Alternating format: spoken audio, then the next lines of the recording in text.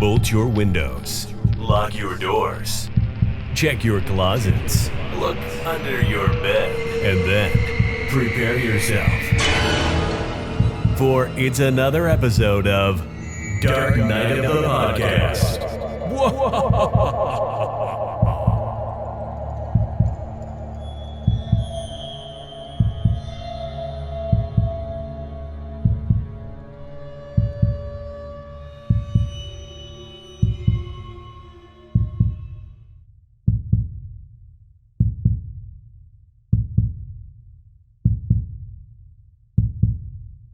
Hello, Dark Knight of the Podcast friends and fans. A few weeks ago, we covered a film that's very near and dear to my heart. It was I would say, classic slasher Valentine, and it's a movie that I know a lot of queers very much love and cherish. Wouldn't you agree, Troy? Oh, absolutely. Definitely one of the standout slashers from the early 2000s, for sure. I mean, that cast. That Hello. cast, the most beautiful cast. It almost makes me straight in some ways. But here we are. Luckily, that specific episode got us in contact with the director of that film, one Jamie Blanks. And we have him here today to talk with us about another film that happens to be my favorite slasher of that era, the timeless urban legend. Jamie, thank you so much for joining us. Hey, it's my pleasure, guys. Thanks for having me on. Yes, thank you so much. We are so excited to have you join us Oh, because it's my pleasure. we are both huge fans of Urban Legend and Valentine, and we're not just saying that because you're on. Yeah. Seriously, I love both of these films. Oh, well, that's awesome. I've been waiting to cover Urban Legend for a hot minute, and I was like, when do I throw this title out? Because it really is my favorite of the era. And when is the appropriate time to cover it? So now, it just absolutely makes sense. I'm so excited to have you here to talk about it because it's a movie that really shaped and defined my love for the genre. And I think that out of all of the slashers of that era to come out, it so masterfully plays upon something that we already have such a curiosity about as a society, as a culture, the urban legend. I mean, that's something that's existed before cinema. It's existed before any of this. And so playing off those natural fears we have, what a great setup. And it makes for such a great story and a great film. Oh, thank you. Well, when I read the screenplay, my first comments to the studio was, why hasn't anyone thought of doing this before? It's such a brilliant idea for a slasher film. And in the wake of Scream, things had gotten very meta. Films were kind of self-aware. And it was... We needed something clever to kind of follow in the wake of Wes's movie. That wasn't just a rehash of what he did. And I just thought using folklore was such a clever way of doing things because Silvio, there's all sorts of urban legends in that movie that he weaves in. They're not just the murders. There's urban legends all the way through. Even the first scene when she's listening to Tara on the radio, all those call-ins, they're all urban legends themselves. So Silvio did a really great job of combing them all and finding so many great ones that worked for the movie. I actually said to Silvio, God, I pity the person who has to make a sequel because you've mined them all so extensively for this movie. Oh, yeah. I mean, one of my first questions I have is, in regards to the script, it covers so much territory. Were there any specific urban legends that you wanted to include, perhaps, or were maybe in an earlier draft of the script that did not make it to the final cut? There were a couple that they looked at for the sequel, but no, Silvio and I really went through carefully and looked at all the ones that we wanted. Everything in that movie are the ones that we thought would work the best. They had the widest kind of recognition. Like, I'd heard of a lot of these urban legends in Australia. That's why I knew it was going to work, because they're universal. And I think a lot of people maybe don't even realize some of these stories are urban legends until they hear them. Like, they might have seen When a Stranger Calls, but they don't know that was actually based on an urban legend, or the film Alligator is based on an urban legend. So I just thought it was a very clever way into a slasher film. How did this specific project fall into your lap? Because I know that at one point you were pursuing I Know What You Did Last Summer. Is that correct? That's right. I got the screenplay for Scream sent out to me by my manager. I'd been repped by a guy from Propaganda Films, which was David Fincher and Michael Bay's company, where they did a lot of commercials. They worked out of Propaganda, and they just started a management division. This guy had come out from Los Angeles to Melbourne and was looking at the graduating films of a lot of film students from New Zealand and from Australia. and he saw my film Silent Number, which you can see on YouTube, and he asked me if I wanted to be repped by propaganda, and I said, of course, it would be amazing. I had no way into Los Angeles. This is a wonderful chance to get my foot in the door there. And so I got the script for Scream. I loved that. Obviously, Wes Craven was hired to do that. And then shortly after that, I got another screenplay from Simon, my manager, which was also by Kevin Williamson. It was I Know What You Did Last Summer, and I really wanted to direct the film. And I thought, there's no way they're going to give me this movie based on my student film. I need to show them something else. So I went out, I've told this story many times, but I went out and made a trailer for I Know What You Did Last Summer. I had about 10 minutes of 35 millimeter film stock that I could get my hands on. I was working as a head of post-production for an Australian director called Fred Skepsey, and had access to a Lightworks and a camera truck. And so we went out over 3 weekends with some actors and just shot. We only had 10 minutes of film, so I had to be very careful what I rolled on.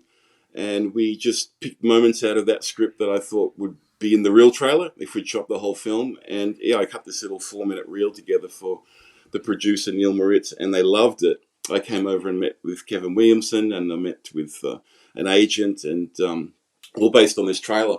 The bad news was I got it there 2 weeks too late, and I'd already hired a director for that film. And Jim Gillespie did an amazing job with that picture. It's a really good film.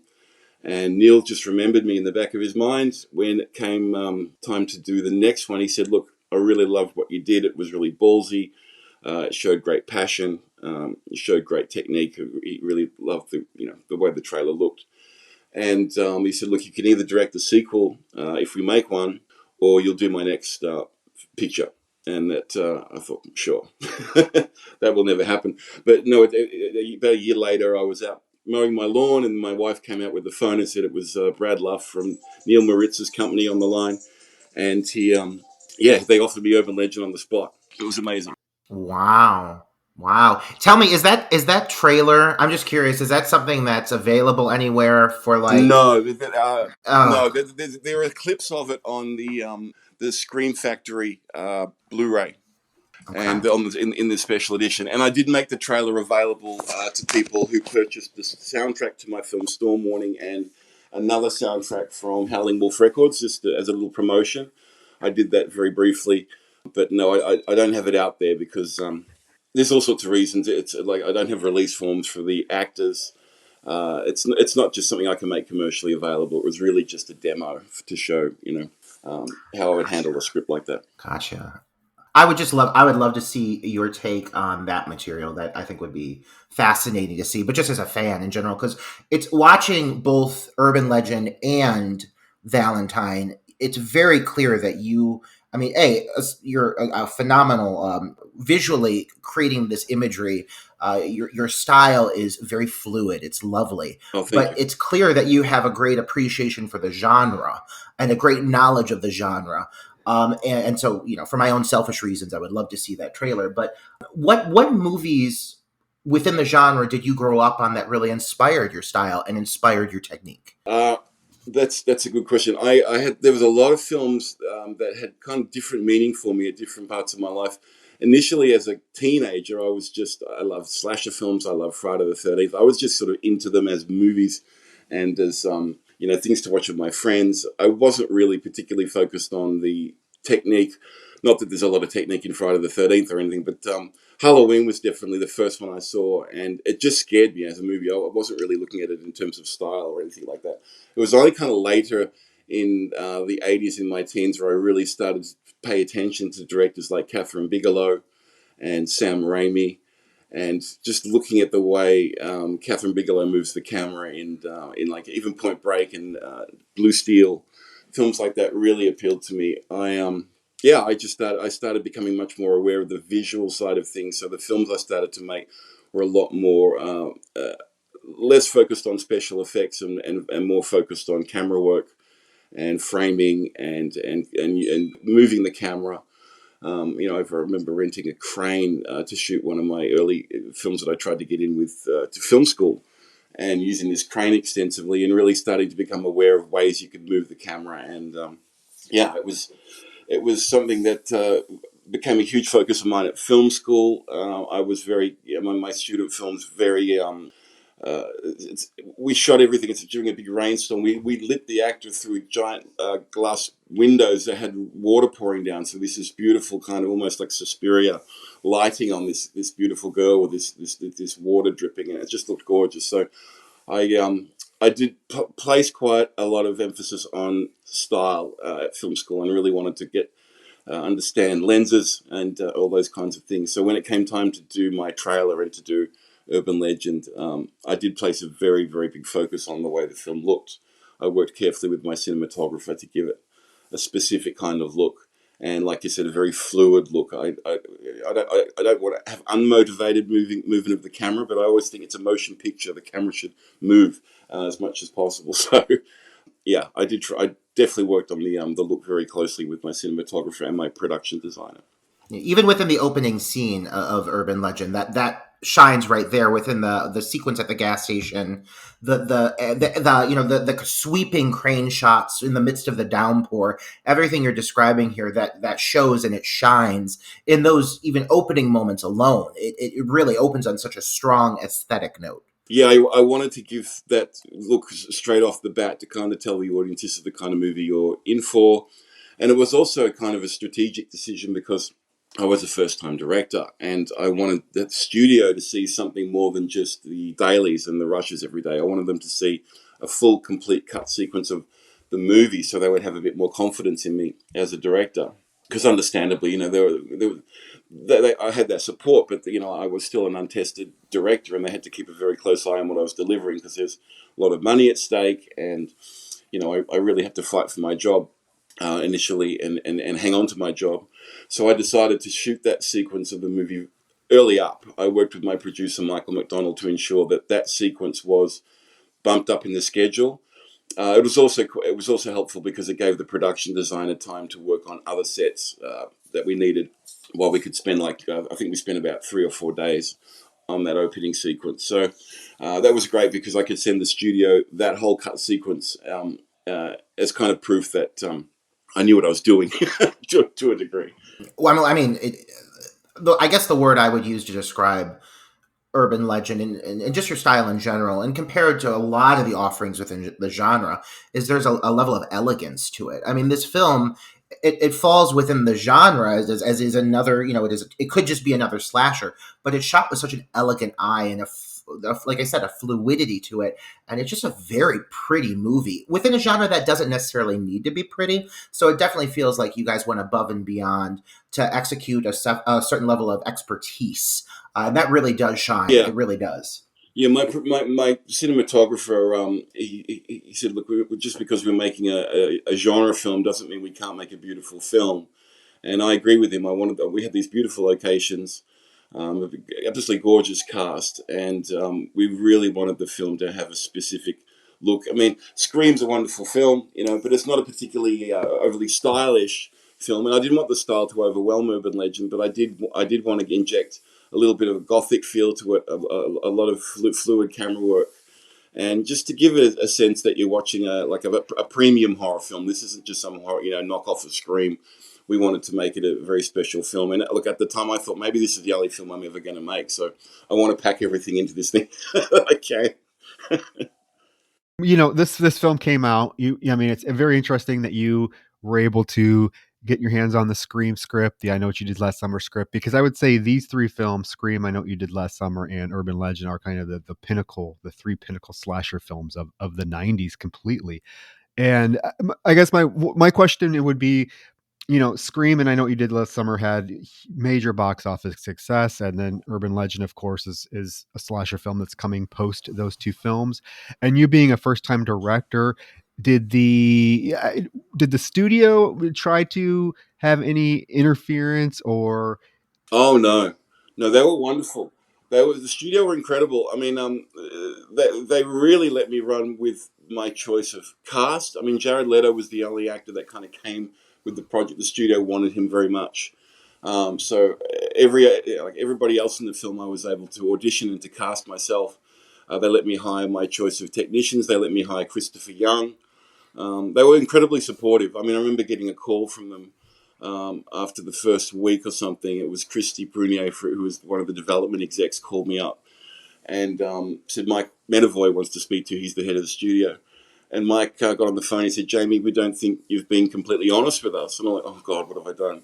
And he said, are you sure you've never shot a movie before? Because this looks just beautiful. And I was so relieved that he said that. I really thought I might have been headed out the door at that point. So I got to thank my cinematographer for making sure that everything looked gorgeous. That he listened to me and understood what I wanted, and came with so many wonderful suggestions of his own. And that all that lighting design we studied. We studied Catherine Bigelow's Blue Steel a lot. We looked at Nightmare on Elm Street 4 in terms of camera work. I really liked the way Rennie Harlin shot that movie, and there was a lot of influences that we sort of drew upon together. And he really did a great job of sort of synthesizing all those different styles and elements that I was looking for. Camera work from one film and lighting from another, and he understood the vibe I was going for, and he just executed it pretty much flawlessly, I think. You mentioned the cast, and I want to take a minute to touch on that because personally, I think one of the reasons I favor this, and Scream, I Knew What You Did Last Summer, two of my favorite films, but I think one of the reasons I hold this film in such high regard is this cast is fantastic, and there's so much personality, there's so much energy in this cast. And I mean, down to that final reveal, I have to say Brenda is my personal favorite killer reveal of all time, with one of the best monologues. Absolutely. No, and look, she is probably the best thing in the entire movie. I mean, the whole cast is wonderful, but Rebecca really shone, and she had to fight for that role. She was auditioning against another fabulous actress, and she came in. We made her come in at least 3 or 4 times. I mean, I was kind of leaning towards Rebecca the whole time, but at the studio and everyone had to be convinced that she was the best choice, because in a lot of ways it was the most important piece of casting, especially among the young characters. So I'm delighted with what Rebecca did, and she's a wonderful person, and she's a dear friend, and she couldn't have been more supportive. And the whole cast, they were all like that, wonderful people who were pretty much, a lot of them at the beginning of their careers, and all of them just wanted the film to be great. No one wanted to let anyone down. We just got so lucky. I mean, we saw a lot of people, and I really was so happy with the people I was able to choose. I mean, Michael Rosenbaum came in, and I said he's got the part on the spot. We didn't tell him that on the day, but I told the producers we don't need to continue auditions for this character. I've found the guy. So, yeah, I couldn't be happier with the cast, and getting people like Robert Englund and Brad Dourif and John Neville in there and Danielle Harris as well. It was just so much fun to have some of these characters who bring this wonderful baggage from other horror films. It really, I think, just sort of celebrated the kind of film that it was, and I hope that horror fans would kind of twig in that this was made by one of them, a fellow horror fan. Yeah, it truly does have an amazing cast. One of the best casts of a 90s slasher film. Oh, thank you. No, I agree. I think they're fabulous. I mean, you think, I mean, Danielle Harris, you got, Loretta Devine. Loretta's amazing. Yes. She was the audience favorite. When we tested the movie, her character was by far the most loved character in the film. I even had to add a line of ADR from Jared in the very last scene after she's been shot. We had to add a line in saying that the ambulance is on the way and Reese is going to be okay, just to make the audience know that she survived. There are several little moments with the characters, like, for example, Joshua Jackson's character, where he is in the car with Natalie. And he's trying to start his car, and he turns the car on, and a clip of "I Don't Want to Wait" pops in. Yeah, that was my. It was. I was going to say, was that in the script, or is that something? Because it happened. No, that was just something that I used to joke, or I used to call Josh Pacey all the time, just to sort of tease him a bit, and I said to him on one of the takes, I said, just react as though the theme song for your shows come on the radio, just as it was just a note, just to sort of get a reaction out of him. It was just a funny little bit of direction I gave him. And I kept thinking, God, it would be really funny to just put that in there. So in the edit, we dropped that music in, and we tested the film, and that got the biggest laugh of the whole film. So the studio had to pay an enormous amount of money just for like 1 second of that song. I think one of the things about this film that makes it work so well, and I think it's necessary considering the subject matter of being tied into urban legends, is the film is very self-aware, and there's an element of humor that plays into the dialogue between these characters, their banter, the way this is written. Some of the better dialogue of the genre from that era. It feels very natural within this collegiate setting. So I really think like that there's an element of humor there that feels very natural. And I feel like that had to be you playing into that because you're creating this. Well, a lot of that credit has to go to Silvio or to the screenwriter. He's a very, very good writer. Well, he was. I'm devastated that we lost him. But he's just had a really a great knack for sassy dialogue. And, I just think it was just such a... I mean, you look at the work he did on Ugly Betty. He's an incredibly talented guy. He was only 24 years old when he wrote that script, when he made that movie. I think he was 22 when he started work on the script. He was 24 years old when we went into production on that film. So he was just a babe. I was only 26, we were all just kids. But yeah, Silvio just had a real knack for that stuff. And then a lot of stuff came out with just working with the cast, allowing them to have a little bit of improv and stuff. And then lines would kind of suggest themselves, when we were blocking scenes out. So a few things were made up on the spot. But generally, that credit really has to go to Silvio. Oh yeah, I mean, wow, and the fact that you're of that age range, I think, really translates well too, because within the collegiate setting, that plays so naturally into that. It doesn't feel faked. It doesn't feel forced. We've reviewed a few movies within a similar kind of setting within a college where you can tell that whoever is writing the dialogue or creating the chemistry has no fucking idea about how people are talking to each other within that age range. But these characters and the actors that are playing them and the dialogue that's written for them, it just gels so nicely. You get some I think actor best performances from some of the individuals in this film. I think Tara Reid shines in this movie. Oh, she's extraordinary and incredibly brave. I mean, that stuff that she did on the stairwell was really, really dangerous, and she had to put a lot of trust in the stunt team to make sure she was safe. But if something had gone wrong, there was no safety net underneath her. I mean, you can see in those shots she's really hanging from that stairwell, suspended by a couple of cables. But she was incredibly brave, and she just wanted to make that scene as great as it could be, and she just she gave 110% on that sequence, and she's wonderful in the movie. I'm very, very lucky. I think the fact that we were all kind of the same age did help. And it sort of always burned me a little bit that, the film was, when critics referred to it as a rip-off of Scream and stuff like that. And that just seemed like it was kind of like a cynical cash-in. And that was the last thing that anyone had going through their minds on this movie. The film was made with great passion from everybody. Everyone was completely into this thing. And we all loved and respected the genre that we were working in.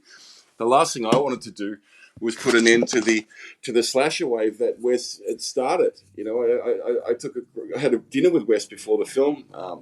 Silvio and I got to have dinner with him, and we said, look, we take it very, very seriously that we're making a film in the wake of Scream, because the last thing we want to do is shut down this slasher wave before it's even had a chance to get going. So yeah, the last thing it was a cynical cash in on Scream. This film meant a lot to all of us. And then my crew as well. I mean, we all took this very, very seriously. We wanted to make a great film, and I wanted to deliver for Phoenix Pictures, who put their trust in me. It was a huge. It doesn't happen very often. A filmmaker gets to make his first movie for a studio like that. So yeah, we took it very seriously, and we were all very, very proud of the work everyone did in that film. I think a lot of fans of the slasher genre, especially fans of Scream, let's just say fans of Scream, often kind of have commentary to say on the films that came after it, putting Scream on a pedestal. And it does deserve to be put on a pedestal for reinvigorating the genre. However, you can't sit there and say that the formula and the format for a good slasher wasn't set within the groundwork of the films that came before Scream. Oh, of course. And that's what Scream's all about, is commenting on that formula. So I think a lot of kids who grew up, the younger kids in their teens, they probably weren't aware of a lot of these slashers that had come before Scream. And you've got to remember, in the 90s, horror had been through a pretty fallow period at the beginning of that decade. We didn't have a lot of stuff.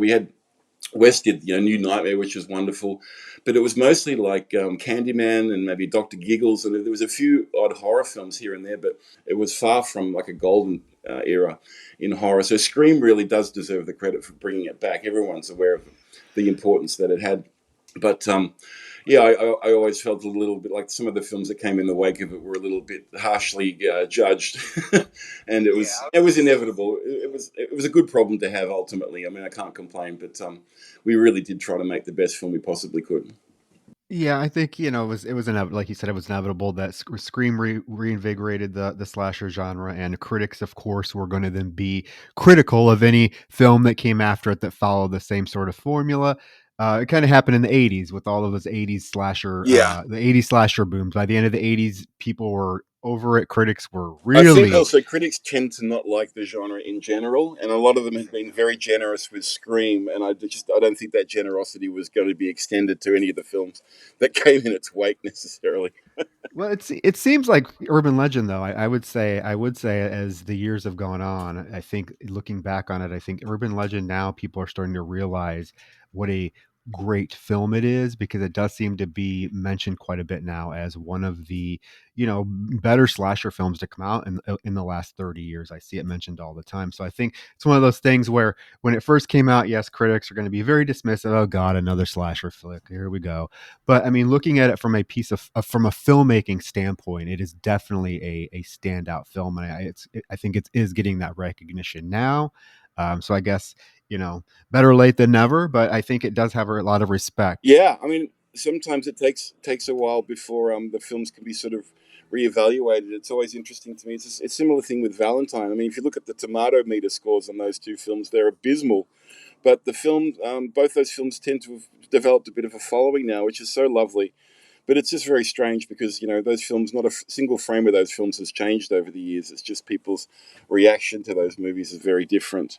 I don't think there was a strange pushback on Valentine. I'm not sure it's because the film was calling out toxic masculinity the way that it was, and maybe a lot of straight horror fans who read Fangoria, just weren't into that kind of message being. I don't know what it was, but that film really got excoriated by critics and fans. I mean, the readers of Fangoria magazine voted Valentine the worst horror film of 2001. Oh my And as a kid god. who grew up reading Fangoria magazine, that was just agony. That took me a long time to get over that pain. I couldn't believe it when I read that.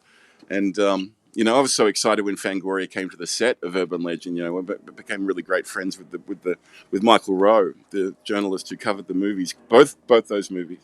And yeah, we were both so shocked that the reaction that the Valentine got. But anyway, it's nice years later that people seem to have embraced the film a lot more, and it's at least got a fan base of people who enjoy it. And that's just nice. It's good for me psychologically to know that. Well, and not to stray into Valentine too much, because obviously Urban Legend the focus. But when we covered Valentine a few weeks ago, I think one thing to say about that movie, if anything's withstood the test of time, I think Valentine time has been good to it. If you would have taken that script and probably not really fucking changed it at all, and just released that film in 2017, it would have been called progressive and it would have been called groundbreaking. Or it would have been called woke. Who knows? Yeah, it would have been called woke. It would have been considered part of a movement.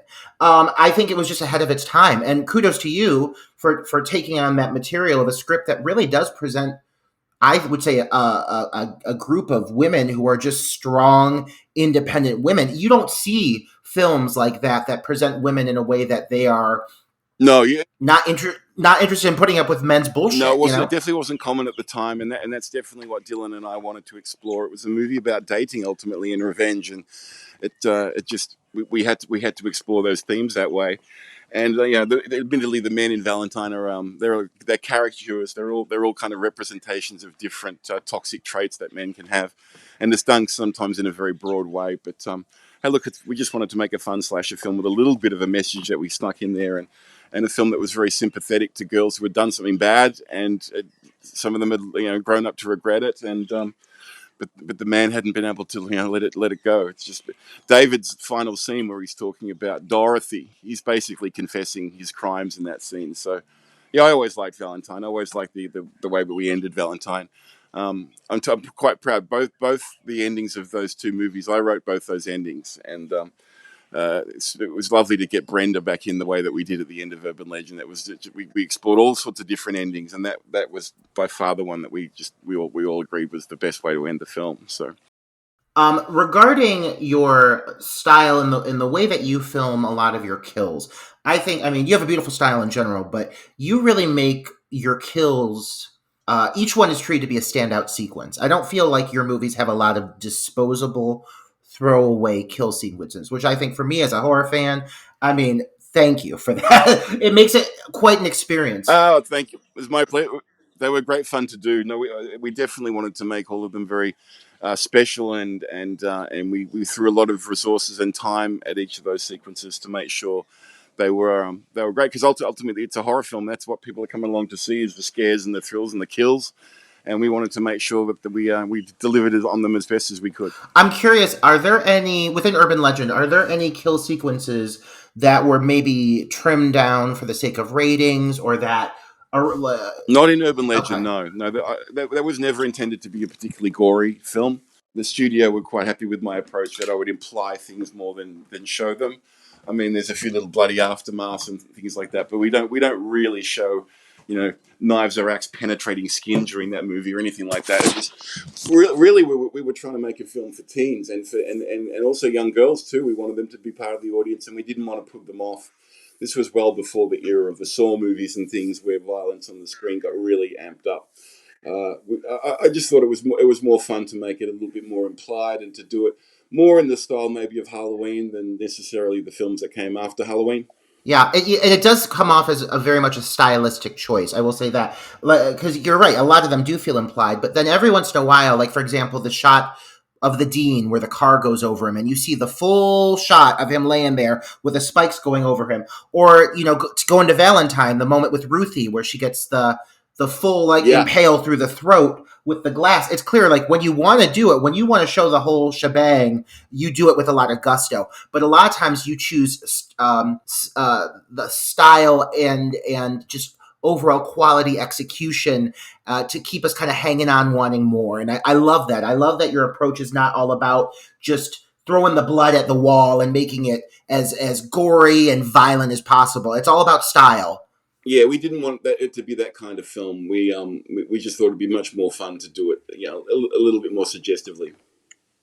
Speaking of the ending of Urban Legend, now were you ever? I know there was a sequel. There's Urban Legend 2 Final Cut. Were you ever? Was that something you were ever considering when the film was released that you wanted to do the sequel, or were you approached to do the sequel, or were you interested in doing the sequel? I was approached to do the sequel. They'd already decided to go that way. When we did the first film at Phoenix, we were pretty much left alone. They were more, they were better known for doing more prestige kind of movies. They'd done some really fabulous films there, and I think Urban Legend was they needed something to bring in a bit of money, and they loved the script and they just trusted us to go off and do it. But once the film was a big hit. On the sequel, everyone at Phoenix got involved. There was a lot more of a committee involved in that film. And I was actually attached to do another picture with Phoenix, which we ultimately didn't make, but we were developing it for that whole year. So I was kind of busy on another project. But I did get asked at one point to do it. But the sequel that I always wanted to make from that film was kind of set up at the end of the first film. My idea was to do a sequel where you bring back the entire cast again. And they're playing different characters. You're telling a different version of the story, and that was kind of how we set it up with Brenda at the end. Let me tell you how the story really goes. And that was always Silvio and I's, and that's how we imagined a sequel could be done, which would be a different way to go. And it would be, like Scream have legacy characters that come back film after film, but we just thought it'd be a really fun approach to bring back everyone and just mix up all the roles and have them playing completely different people. But ultimately it didn't go in that direction. I do too. That would have been cool to see. Yeah. Ooh, I love that. Yeah. Was there a treatment for that ever? No, there wasn't. Who would you have cast if you would have moved the parts around? Who would you have placed in the final girl role in your mind, in your heart? Do you have an idea? It may have actually been Brenda, potentially. Oh my god! I'm not sure. We may have gone that way. It wouldn't have been Alicia again. Maybe Tara. Maybe Brenda. I'm really not sure. We never really got a chance to fully explore that idea. And like I said, we had used up a lot of the great urban legends in that first film. The ones that they got, they even they had to go and do a reshoot in the sequel because they needed to amp it up after a test screening. There was this desire to make the film a bit more intense. So they went out and shot the kidney heist sequence that we kind of were building up to as the final urban legend in the movie. But Brenda never got to go through with it. Her plans got thwarted by Reese before she could carry that one out. So they ended up shooting that for the sequel. But yeah, most of the urban legends they used in part 2 were the ones Sylvia and I had almost considered using, but ultimately didn't go that direction. Yeah, I mean, the sequel. These are two films I've owned on VHS since I was about 13. So with the sequel, I enjoy the sequel, but one thing I always yearned for was just more of a connection to the original material. It did feel very, very separated from it, and at least you got that little bit of that cameo at the end of the second movie with her. Yeah, they got Rebecca. They snuck Rebecca in there at the end. Look, John's approach on that one, and I know it was an approach that Mike Medavoy really supported, was to make it a lot more Hitchcockian. And there are a lot of very clever film references in that movie, but you need to kind of be a film buff to pick them all up, to know that they're doing Vertigo and they're doing different things at different times. John's a great filmmaker and an incredible editor and composer. And I just think maybe that approach wasn't quite what the fans of the first movie were looking for in the sequel. Like, it did very well when it came out. I think it opened at number one when it came out. It did quite well, but it's just maybe alienated the fan base a little bit, because it was just you needed to be a film nerd to really appreciate all the stuff going on in that sequel. Oh, absolutely. And luckily you did have Loretta Devine returning, and you also did have Jessica Cofield, who, full circle, you got to work with, and Valentine, who is one of my favorite genre actresses, to be honest. I think she's great. Well, she's like Michael Rosenbaum. That's one of the few times where I've seen someone in an audition and offered her the part on the spot. Like I literally said to Jessica before she left the building, "You're Lily." I've got to obviously get it approved by Warner Brothers, but as far as I'm concerned, this role is cast. And her audition was so spectacular that they agreed. And she's one of the best things in Valentine, and she's just an absolutely lovely human being. I adore Jessica. Yeah, I'm so excited that she's coming back for the next Legally Blonde, because she hasn't been doing a ton of work for whatever reasons, but to have her come back, I miss her presence. I want to work with her again on some upcoming things that I'm working on. I'm actually working on some very, very exciting stuff at the moment. That's what I've been hoping for. You guys will be very, very, very happy to see. Not that I can talk about them, but I am working on some really fun stuff that will be that might have been a long time coming. So that's all. A long time coming from you, and I want to see another film from you in theaters. Like I the experience of watching these movies defined my teenage years. I would love to see another offering from you. So please make that happen. Well, hopefully you won't have to wait too long, Rog. Excellent. Yeah. Well, yes, I do want to ask you. There is rumor that there is another urban legend on its way out, and that both Rebecca Gayheart and Loretta Devine are attached to it.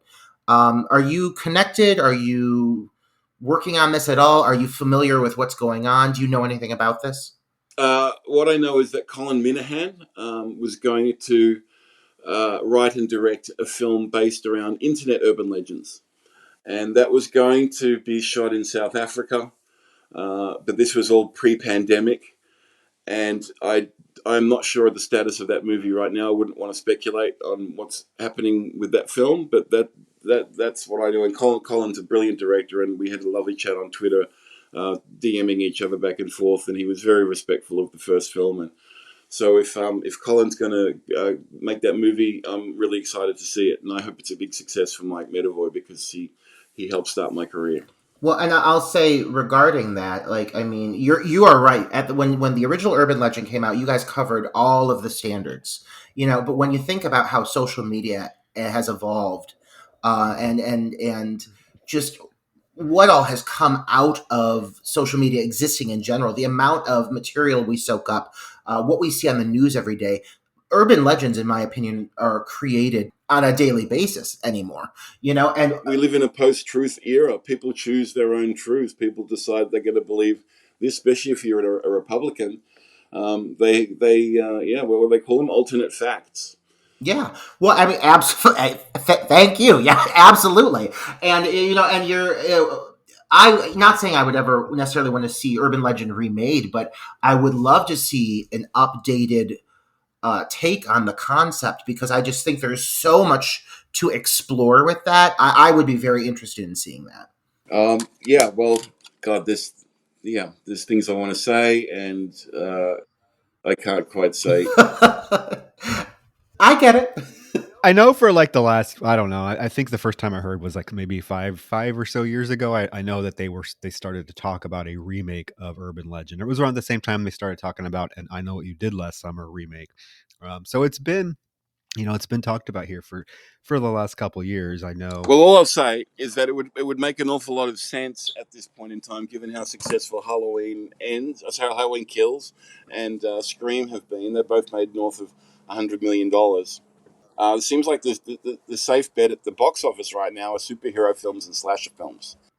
Oh yeah, we're seeing a They're resurgence. tending to do well. Yeah. So that fact is not lost on me. Let's just put it that way. Yay! Oh, you're speaking my language, Jamie. I do want to know now, just for you, having had the history in your career, having many horror movies under your belt at this point, Urban Legend being probably one of the standouts, one of the pinnacle successes for you. I'm sure you have to have a lot of proud moments within that film. Um, uh, what would you say, one or two moments that when you watch this movie back today really stand out to you, or remain your proudest moments as a director in creating that film? Oh well, the opening sequence is like a little movie within a movie. I'm very very proud of that because that's always worked really well with audiences over the years. Lots of people have told me how they got chills when Brad utters that finally gets those words out. That sequence came together really really nicely, and I was able to film it as I imagined it in my head, the way the camera sort of swoops overhead, and we really tried to make that little gas station into sort of a little, as an epic location as we possibly could. There's that whole sequence in the radio station with Tara that I think worked out beautifully, but the whole ending of the movie, once they're in the car with Jared and they find Wex's body in the boot and they're running through all that stuff turned out really really nicely, and I'm really proud of the film, but it's also that final scene with Rebecca. I think I'm really proud of because she had to really walk the fine line between being not too over the top, but just campy enough. And I think we just landed the plane just in the right zone with that performance, and I'm really proud of that, how that all turned out.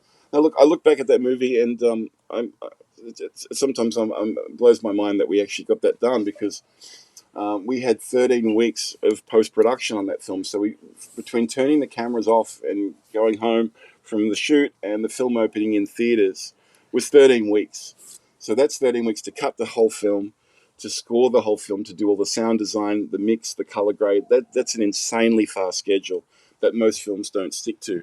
But we needed to come out that weekend for the studio, and I agreed to go on an accelerated sprint to get it done, and we just worked like demons to get that film finished. So I look back at it, I don't think the film suffered for that at all, that we had an accelerated post period. And I'm really proud of that fact too, that, for my first film, it came together the way that it did. Yeah, I mean, absolutely. If you look at the films that have withstood the test of time from within the genre, Troy is right. Kind of coming full circle with this. I would say there's a kind of a holy trilogy of slashers from that era.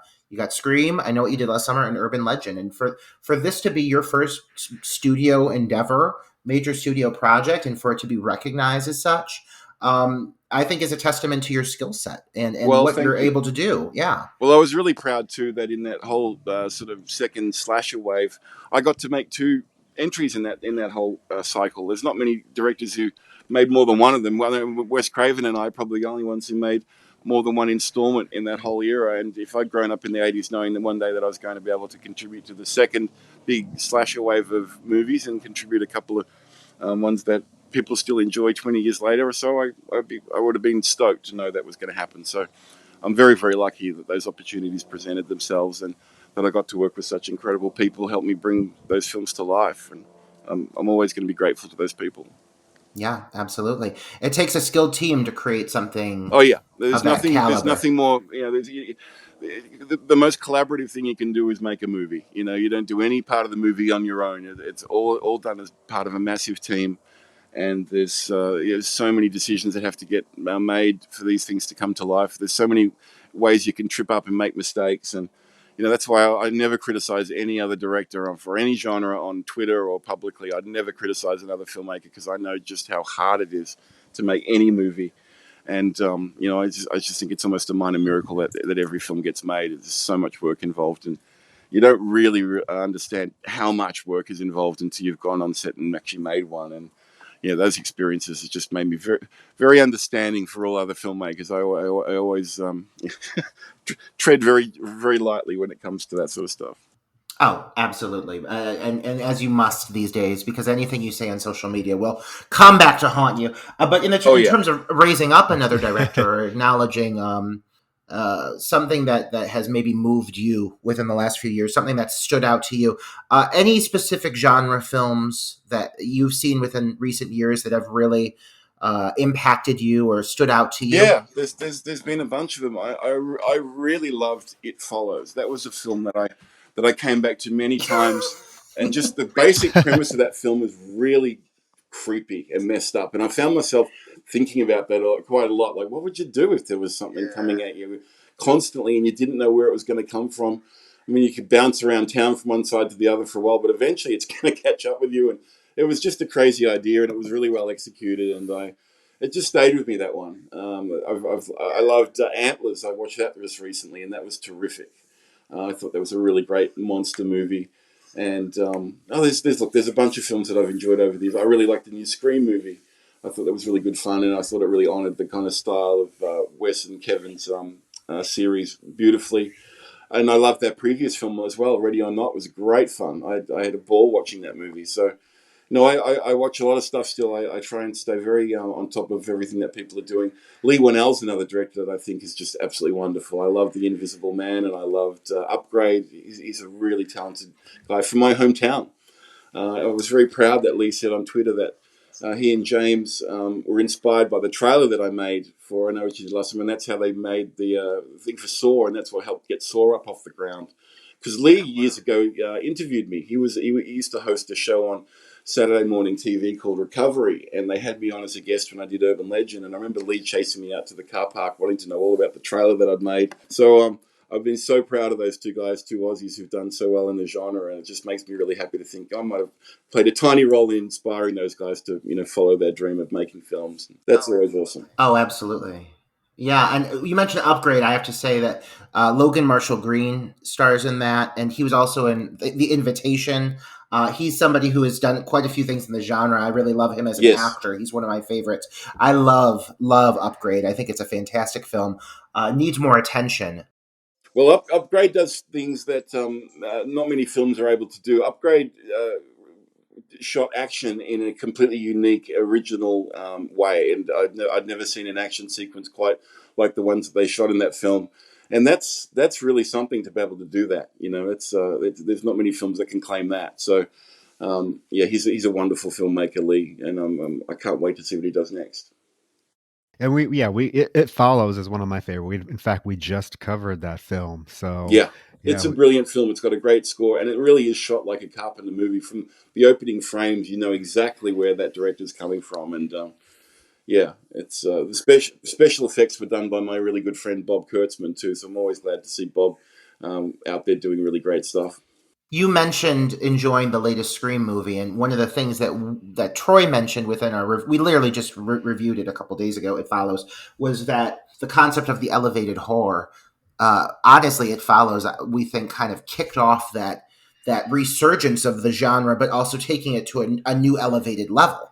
Yeah, well, it was an original idea. It was something that no one had thought of before, and it's always wonderful when you see a film like that works so well. Yeah, absolutely. I mean, I love The Descent as well. That's a really wonderful film that explores true claustrophobia. Like, I remember getting a special kind of creeped out on that movie that other films don't deliver. I just remember there were moments in that film that really I was really starting to get scared. So I love it when a film can do that, because it breaks through all the technique and other stuff that I'm normally looking at, and it just gets me on a visceral level. And that film was just wonderful, and I just I'm always grateful when a filmmaker can do that.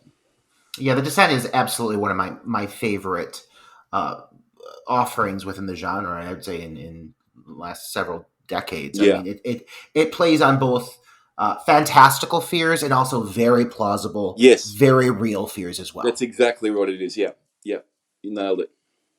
Some great choices. Yeah, there. Yeah, I mean, there's. I think horror has definitely done pretty. I mean, maybe not done pretty well box office wise, with the exception of like Halloween Kills and the new Scream film. But I'm saying in this past decade, it seems like we've really gotten some great horror films. So it is like Hereditary, Midsummer. If it follows, Yeah, I mean, they love those films. I love Hereditary. I love yeah, I Midsummer. mean, it follows The Witch.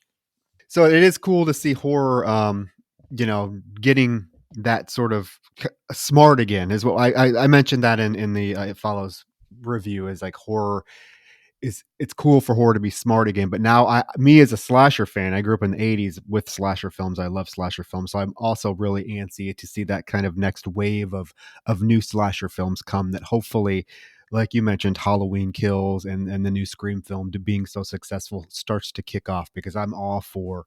I'm all for seeing a slasher Yeah, film me in the too. I theater. You mean, don't get keep them coming. you don't get them very often anymore, unless it is a sequel or a remake. I want to see some Well, original. they come in waves. It's always kind of been that way. It's unfortunately most of the stuff we're getting now are reboots, and but that's not necessarily a terrible thing.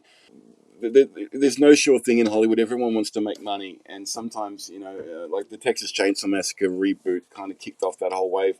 Sometimes it's just it's good for any horror film to get made, and if it's because it's a well-known franchise or an established name or something that the studio can get sort of a jump on the marketing because there's already an awareness of that title, then that's not necessarily a bad thing. But I love it when I see a good original film come out. Like Antlers really blew me away, and I just want more of that sort of stuff. Just it's fine to have some remakes and reboots and remixes and recalls and stuff, but let's sprinkle a few original ones in there as well. Yeah, well, it sounds like, based off the vague little hints of commentary you've thrown in here, that you might be part of whatever's to come. I definitely have a project it's been on and off for the last year. It's been kind of torturous, like thinking we're going to go at the beginning of this year, and then it's getting pushed off. It's now starting to look like it's going to happen. So yeah, I'll be sure to let you know as soon as I'm able to announce it. Just check my Twitter. I'll be singing it to the heavens as soon as I can say it. Oh, we can't wait. We can't wait. And Awesome. honestly, on a final note, just because Troy and I were both indie filmmakers, we do this, Oh, fantastic! grassroots shoestring filmmaking. But for you, as somebody who, you started, in your 20s, you went from, creating your own art to having a studio behind you, backing you. And I'm sure this is something you've been asked before, but we're just going to ask it because our fan base is a lot of other people who are doing the same thing, creating their own art with whatever means they have, and trying to get it out Yes, there. that's what people should be So doing. not just Yeah. advice, but just what words of wisdom would you have for people who are working within the film industry, within the genre? What would you say to people who are trying to create their own art right now? Oh, look, I think it's never been as easy to get your hands on a camera and the tools that you need to make a film. I mean, back when I was a teenager, I wanted to make films with my friends in the school holidays. I had to borrow a big video camera from my high school drama department. We used to have to edit them with two VCRs stuck to each other, and we'd be trying to edit the film that way. I know that's how Robert Rodriguez did a lot of his early films. And then striping the audio off the tape, and then sticking on a cassette tape, and then trying to remix sound and music with using the audio dub feature on a VHS deck. I mean, that was so primitive, but that's the only way we could make films back then. Now it's like you can get your hands on digital editing systems and cameras. You can shoot a film with your phone, for God's sake. So it's never been as easy to go out there and tell stories. And I think it's the same thing. You've got to have something to say. And if you really do have a passion for the genre and for filmmaking, don't have a backup plan. Make it your first. So if I had a backup plan, a plan B, I probably would have ended up doing that. I just set my mind on, like, I've got to make films. Nothing else will do. It doesn't matter what it takes. Doesn't matter how long it takes or how hard I have to work. I just want to get I want to get behind the camera and make films. So I just had my heart set on that, and I did everything I could with the means that I had at the time to try and get people's attention. And it's sometimes helpful to go to a film school because you meet other like-minded people. You have access to equipment and gear that's that wasn't that easy to come by back in the 90s at least. But now, like I said, you can shoot a film with your phone. You can edit the film on your laptop. You can do a great sound design on your laptop. You've got digital. I mean, digital audio was something that was way out of reach back when, even when I was at film school. We were doing it all the old-fashioned way with mag film and stuff. So the tools to make movies have never been as easy to get your hands on. And I just encourage people, if you've got a story to say, go out there and make it. And have fun. That's what it should be. Filmmaking should be fun. Absolutely. And it should come from a place of passion. Absolutely. And just I mean, we'll wrap, to wrap this up, just so you know, and this is an honest to God true story, and Troy will attest. So you know the kind of impact you've had on us as fans of the genre. I met Troy online, fans of horror, over Instagram years ago. Oh, how fantastic. He was making a film. He was making a movie called Teacher Shortage, and I auditioned, and he offered me a role. It was the role of what ends up being the killer in this movie. Troy's in Houston. I'm in Ohio. So we're on the other, completely different sides of the country. But I said, yes, I will come out. I'll do this. Absolutely. But the only way I'll do this is if you can promise me, Troy, that I have a Rebecca Gayheart finale, because I will not do it unless it is up to par with Urban Legend. And he said, "Oh, that's the only way I'll have it." Oh, I love that. That's awesome. Yeah, I had it all written out. I had his killer reveal monologue, and it was modeled off Rebecca. I mean, it really was. Oh, I wish Silvio was here to hear that story. That's just gorgeous. Oh my God, best monologue, the best one-liners, word for word. I mean, like every single thing she says in that final moment is golden, and that's for me, it's stuck with me as one of the standout moments within the genre in general. And all I want. I love that. I love that the film had that kind of meaning for you, and that makes me so happy to think. Every time I hear a story from someone I've gotten some letters before from people who've told me these wonderful stories about, they were in deep depression and the film helped them at a particular point in their life when they needed it. And that is the greatest gift any filmmaker can have, to know that your film has meaning for other people in all sorts of different ways. And that's a lovely story, and I'm really glad you shared that with me, my friend. We are glad that you took the time to sit with us and chat for the last hour. We're very lucky to have you, two fans, diehard fans. Oh, it's my pleasure, and we'll definitely do it again. I mean, it was lovely chatting with you guys. Yeah, let us know when you've got this new project dropping. We're going to be first in line to see it. We can promise you that. We love your work. Can't wait for more. Oh, thanks, guys. It's really lovely. Thank you so much. Absolutely. Oh, it was my pleasure. And enjoy that beautiful. I'm sure your weather is 10 times better than anything I'm having here in Ohio. It's lovely down here. We're about to go down to my holiday house down by the beach this afternoon with a friend of mine who's this beautiful painter, and we just bought a couple of his works for my wife's office, and we're going down to celebrate and have a lovely time down by the beach. So it'll be gorgeous, and I'm really looking forward to it. We're very lucky. The weather hasn't quite turned nasty yet. Well, we got ice and snow and wind right now. Oy vey. But on that note, we really appreciate your time, and we can't wait to support you with whatever comes next. Roger, Troy, thank you so much. You guys have been so lovely. It was a real pleasure talking to you both, and we will definitely do it again soon. Thank you so much. Thank you so much, Jamie. And I need you now tonight. And I need you more than ever. More than ever. If you only more than ever hold me tight. It's a total eclipse of the heart. My God, that was almost as beautiful, as lovely as our interview we just had with the lamb of a gentleman that is Jamie Blanks. What a sweetheart. I was nervous as heck going into that interview, but he definitely put us at ease with his Australian accent. I was just gonna say that accent, how dreamy. But I mean, come on, Roger. I'm just still like in awe that we actually have the director of one of my favorite slasher films, and I know certainly one of your favorite slasher films, that agreed to come on our little podcast. Well, and I do really feel this is full circle, because that story that we just told, Troy, that regarding the casting for Teacher Shortage, the first time you and I ever worked together, one of the very first things I said, I don't really necessarily want to make a career out of playing killers, but if I'm going to do it, you better make sure it's Rebecca Gayheart quality. And I said that, did I not? You did. Yeah. And he definitely got a kick out of knowing that his Rebecca Gayheart inspired Roger Connors' performance in Teacher Shortage. I'm sure he will be rushing to check that out. Oh, at his Australian beach house. Oh God! If only I had her hair to match her performance.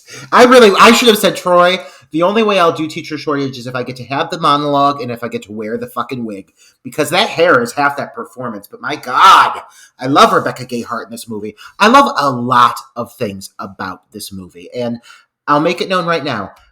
I'm in many slashers that I hold near and dear to my heart, but Urban Legend, man, you know what? It's one of the first ones I remember really falling in love with, and that love, that passion I have for it has carried with me. I think it's because of the approach to this material, the fact that it chooses to tackle urban legends, which transcend beyond horror, beyond cinema. It's something everybody knows. Everyone knows at least one good urban legend. We're all familiar with these stories, these little fables that are being told over the course of this film. We all know at least one of them, so it feels very relevant, and it feels like we can all connect with an aspect of this film. I grew up loving urban legends. Not the film. Well, the film, obviously, but I'm talking about before the film came out, as a little kid and whatnot. I was so fascinated by these urban legend stories. And I remember just telling the stories with neighborhood kids, like as campfire tales. The one about the babysitter up, calling, or the babysitter being stalked by the phone calls, the killer in the back seat of the car.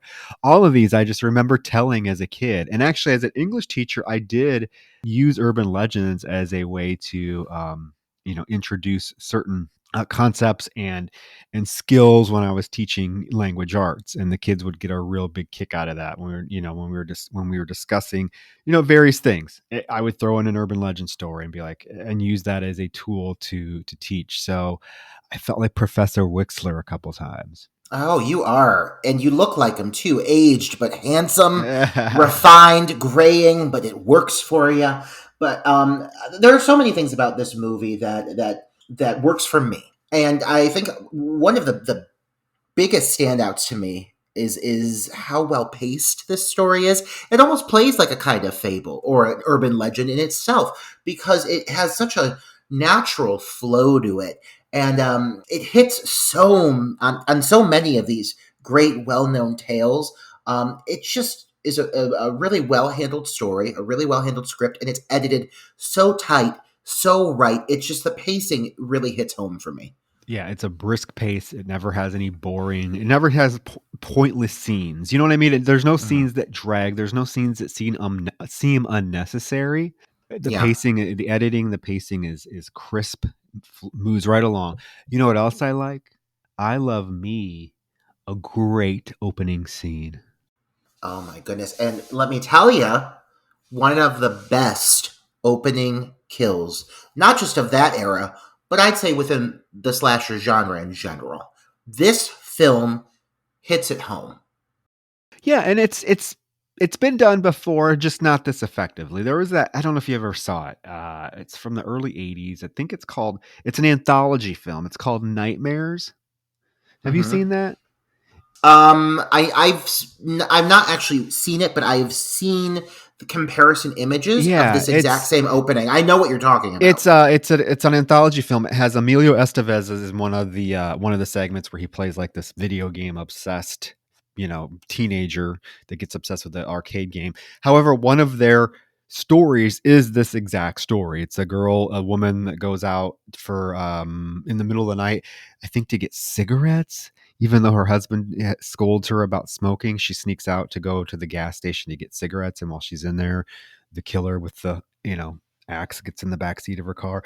It's not done anywhere nearly as effectively as this whole opening. I mean, from the opening frame of this film with the sweeping shot of the road, the rain falling on the cement, it's so elegant. It is elegant, and you open with the character of Michelle Mancini. That last name. Driving down the windy road of I'm assuming Maine, because this film takes place in Maine. She is listening to Under the Covers with Sasha. Oh yes, this phone interview is really stand out. If you listen to this conversation, all of Sasha's little interviews she has are actually quite fucking entertaining. Oh my God, they're hilarious. And I do love the fact that Jamie did mention the fact that even these stories of the callers that are calling in, even the stories that they're telling are urban legends themselves, because they are. I do remember hearing the story about a girl that steals her roommate's birth control pills and replaces them with baby aspirin. And that is the first call that Sasha gets this night, is a girl who's all upset because, well, she's not even upset. She's kind of a twat about it. She stole her roommate's birth control pills and replaced them with baby aspirin. And her roommate ends up getting pregnant. And all she's worried about is, how am I going to find another roommate so quick? I love it. And I love, I got to say, without even seeing her on camera yet, Tara Reid already establishes a presence with these little Sasha segments. I got to say, this is probably Tara Reid's best performance, but she's fucking great in this. And she's so good at playing this radio host personality. This was a really good character for her. But yeah, this whole opening is so strong, and it's only elevated by a beautiful score, which is really like grand. It doesn't feel like anything else we've heard in some of our recent reviews. We've been talking about a lot of synth and a lot of kind of like electronic sounds. This is not that at all. The score for this movie is very orchestral, very grand, very elegant, and it just amplifies the beautiful cinematography in the movie. This whole movie, he said, had kind of a gothic approach, and I see it. I completely see it. Oh, I do too. I mean, yes, absolutely. I mean, the score, everything. Yeah, this opening scene is just so damn good. The minute she switches the radio show to the tape of Total Eclipse of the Heart and starts to sing along to it. Horribly. I was going to say, bless us. I think we did a better job at the beginning of this episode than she does. I mean, she's trying. But isn't that everybody, though? I mean, it's just, you're alone in your car. You can't carry a tune, but you're just belting out with whatever artist you're playing. I think we're all guilty of that. I think it was intentional. For all we know, that girl could be a beautiful singer, but I think they probably wanted that because it feels so relatable. Starts to rain, and she realizes that her car is almost out of gas. And she passes a well-lit, very busy gas station. I'm assuming she doesn't notice it because she's too in the moment with Total Eclipse of the Heart. So she has to stop at this rinky-dink, isolated little shack of a gas station with like one gas pump in front of it. She pulls up, honks, and all of a sudden we get Brad Dourif pounding on her window, repeating the Billy Bibbit stutter he had from One Flew Over the Cuckoo's Nest. And if only this man did not have this extreme stutter, so many things would have just turned out better. And I do feel bad for this guy, but it really is because he cannot get a single word out that this poor girl does end up dying. I'm not saying it's his fault. I'm just saying it's unfortunate. If only this man could have spoken better. Yeah. I mean, I wish he would have been a little bit smarter. He could already tell that she was freaked out by him, right? Because when she tells him to fill it up and she rolls down the window like a little crack to hand him her credit card. So obviously she's already uncomfortable. So I wish he just would have went in on a little notepad and wrote down, "Someone is in your back seat," and passed it to her through the window when he gave her her credit card back. Yeah. I mean, it could have been handled better. Because he ends up, this poor dude ends up getting maced, fucking thrown through a window. I mean, and all he had to do was write down, "Hey, someone's in your backseat." But and even after all this, after this whole thing where he lures her inside, saying that there's the issue with her credit card, of course she gets inside, she picks up the phone, she gets the phone line. So there's clearly nobody on there. And so instantly she's like, "Don't touch me." And she maces him. She like, if he was the killer, this girl would be fine because she kicks some ass. She climbs through a broken window and he finally gets out to the blacktop. And then of all times, he's able to scream, "There's someone in the back seat." Took him long enough, but I want to know though, do you feel like her reaction was a little extreme? Like she picks up the phone and we get the signal that it's been hung up, right? The busy signal or whatever it is. She immediately pulls out the mace and maces this guy. How does she not know? Like the credit card company maybe got disconnected from her by the time, it took her long enough to get in the damn gas station. Maybe they hung up. Well, and also it's the fact is like it's not like this man is an employee at this establishment. I don't think he's going to just try to rape you at the place that he works. If it was a random man on the road who is trying to like, grab at your shoulders, it's a different story. But this man is clearly like trying to communicate something. But I get it. I mean, he is definitely foreboding. This man does not look like someone I'd want grabbing on my shoulder, especially me with my pixie haircut and my buxom bosoms. But she acts quick. She throws that phone through that window without hesitation, and she's out of there. And she takes off driving into the night. And for a moment, to comfort herself, she starts singing Total Eclipse of the Heart again, only to realize that there is a very ominous figure in her backseat that slowly rises with a giant axe. Just as she notices in the rearview mirror, the figure chops her head off with the axe while she's driving. I'm not sure the logistics of that. The car would obviously go off the road and crash, right? Well, if you see in the like a clip of a news piece, an overturned vehicle. Do you notice that? Like there is a snippet of where the body is found, and you see them at the site of it, and it looks like there is an overturned vehicle in the background. So I'm assuming that this whole sequence with the window shattering was more for like the artistic visual of the bloodied axe with like the meat on the edge of it going through the glass. I love it. Yeah. Yes. Yeah. It's more of an artistic visual because I'm sure that vehicle flipped over. I don't know how the fucker in the back seat went without injury, but apparently they're fine. Because that was my point. Yeah. Is how the person would have got away without being injured if the car flipped over, but they did.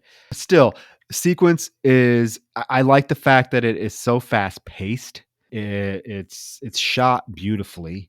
And yeah, I love two striking images in this particular scene. The image of when the killer first sits up in the back seat, and you just see the silhouette behind her as she's singing, trying to compose herself and sing along to the song, and then yes, the scene where the axe busts through the driver's side window and it's just bloodied, and I just think those are two very well done, very striking images from this film. Yeah, and that brings us to Pendleton University, which is the major setting for our film. Actually, the rest of the film is set within the university, and I'm okay with that because it makes a stunning setting. This is a beautiful, grand, aged college campus. Yeah, and this is where the gothic feel of the film definitely comes in, because all of these buildings definitely have an old New England Gothic feel to them.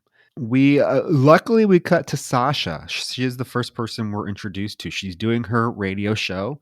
It's a continuation of probably the radio show that was just on that we heard. And now she has a girl that's on the phone who is upset that she swallowed some cum. Have yourself a little Prep Boy protein shake, did ya? I mean, again, Tara Reid's best role. And she's like, I can feel him swimming around in my stomach. Oh my God, Felicia. She's a fucking moron. Oh, of course she's a Felicia, right? Yeah, she sounds like it. I like that while this whole thing's happening, Sasha's like assistant, the guy that's handling, like, who's recording her show, what have you, is just sitting there across from her with his shirt unbuttoned, chest fully bare and exposed. It's so weird. But I mean, the guy's hot, so I'm okay with it, but...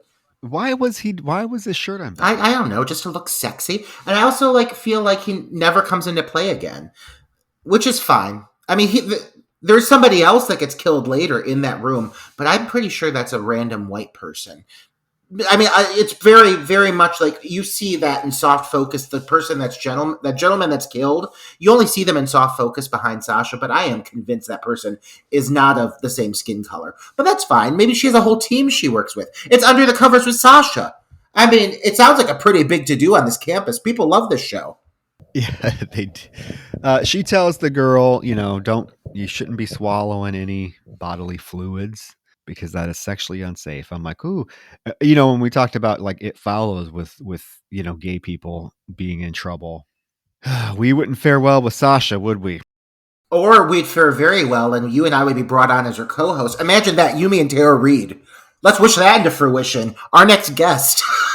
Well, no, she would shame us. She would shame us for how much we've, probably consumed.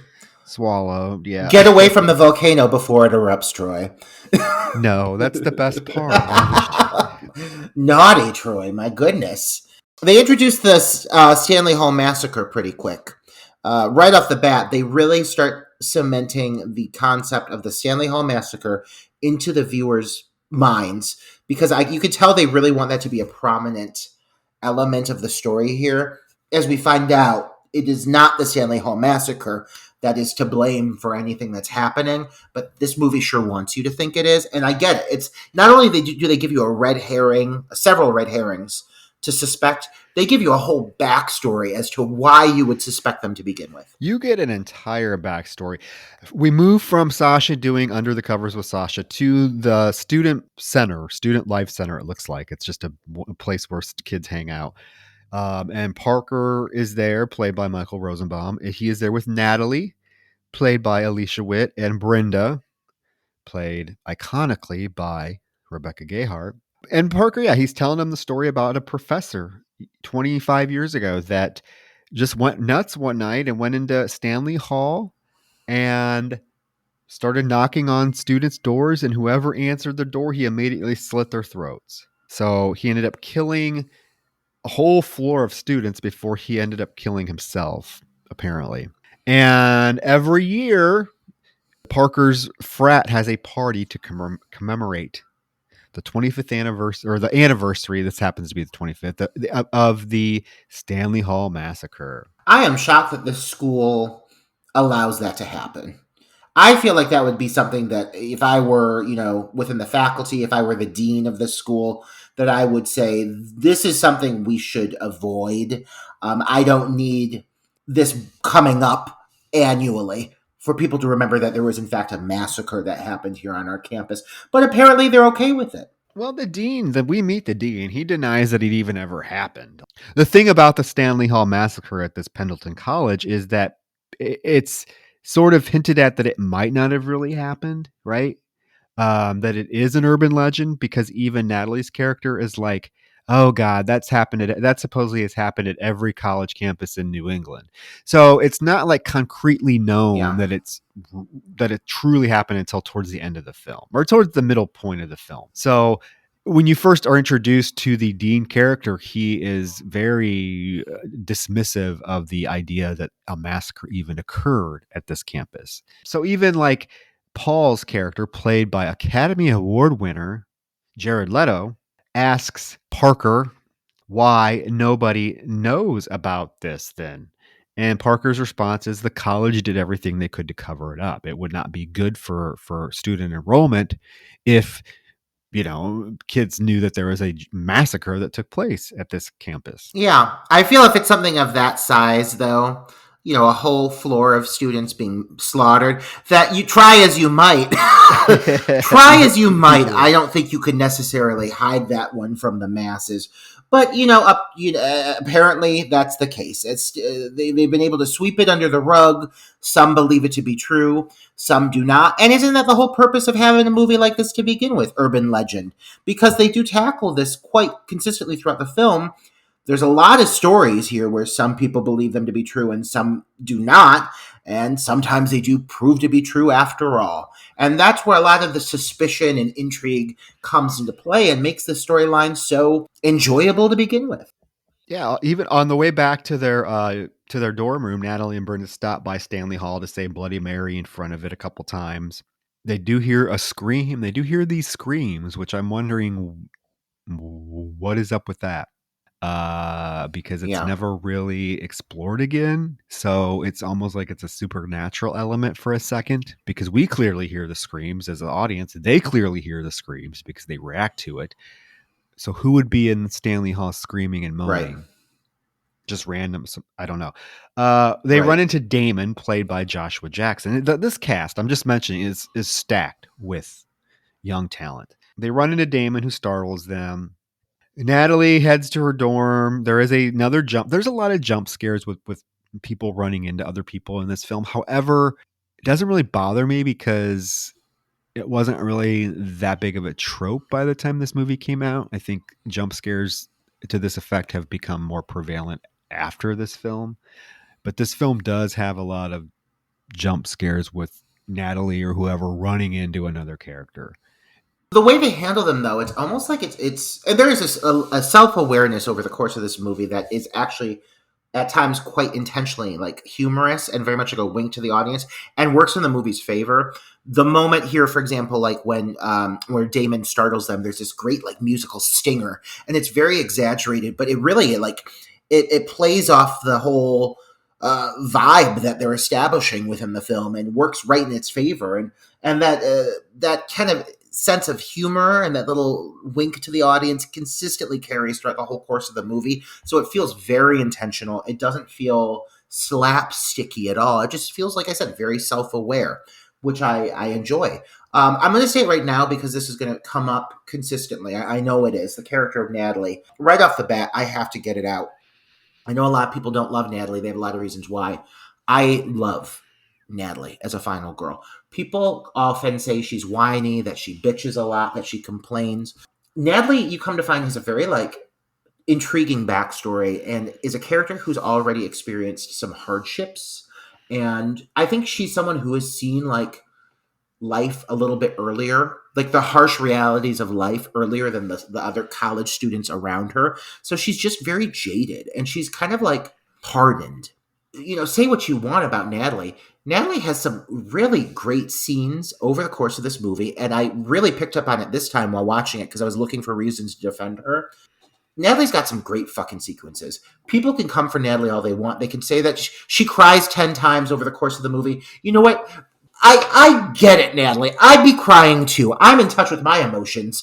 And I think that Alicia Witt's performance as this character is just very grounded in reality and feels very believable and real, and she just feels like someone who's just experienced some shit, and I kind of feel for her, which doesn't always happen with these movies. I don't, you know what, I was guilty of bashing on Natalie, you know that, in the past when we've mentioned this film on past episodes, and you've mentioned Natalie as a final girl. I've been like, ugh. And you've come for me don't come for Natalie. But I will tell you that upon these last few watchings for this episode, she does not nearly bother me as much anymore as she did when I first saw the film. Maybe it's because I'm older and I'm grumpy and jaded like she is, so it doesn't really bother me as much. And I don't find her as grating because, like you said, I can relate to her. I will say, though, there are certain points in the film where I do feel like she is being total bitch. Based on what she is responsible for doing. I think she tries to amp up the victim card way too much and downplay her responsibility in what happened. And I can see why that would rub some people the wrong way. But we'll get there. We're going to keep moving along here. So Natalie gets back to her dorm room. She turns her light on, and her fucking roommate, Goth Danielle Harris. I live for Goth Danielle Harris. Can I tell you, I do not remember her character, Tasha, being such a fucking cunt. Oh my god, every single thing she says is bitchy. Oh, I did not remember that at all. We just did our Patreon episode of top 3 bitches. This bitch should be on. She is horrible. Well, not only that, Natalie tries to be so nice to her. I know, and she's like, "Don't talk to me." Well, she storms out. There's a moment where Natalie sees one of her bottles that says lithium, and I'm going to say this right now. I'm bipolar, and I take fucking lithium. And you know what? I don't treat people like that at all. I'm quite pleasant. Can I be a bitch sometimes? Yes. But not to the extent a bitch that one Danielle Harris as Tosh is to Natalie. Natalie's like, "Hey, how are you?" And she's like, "Don't come back."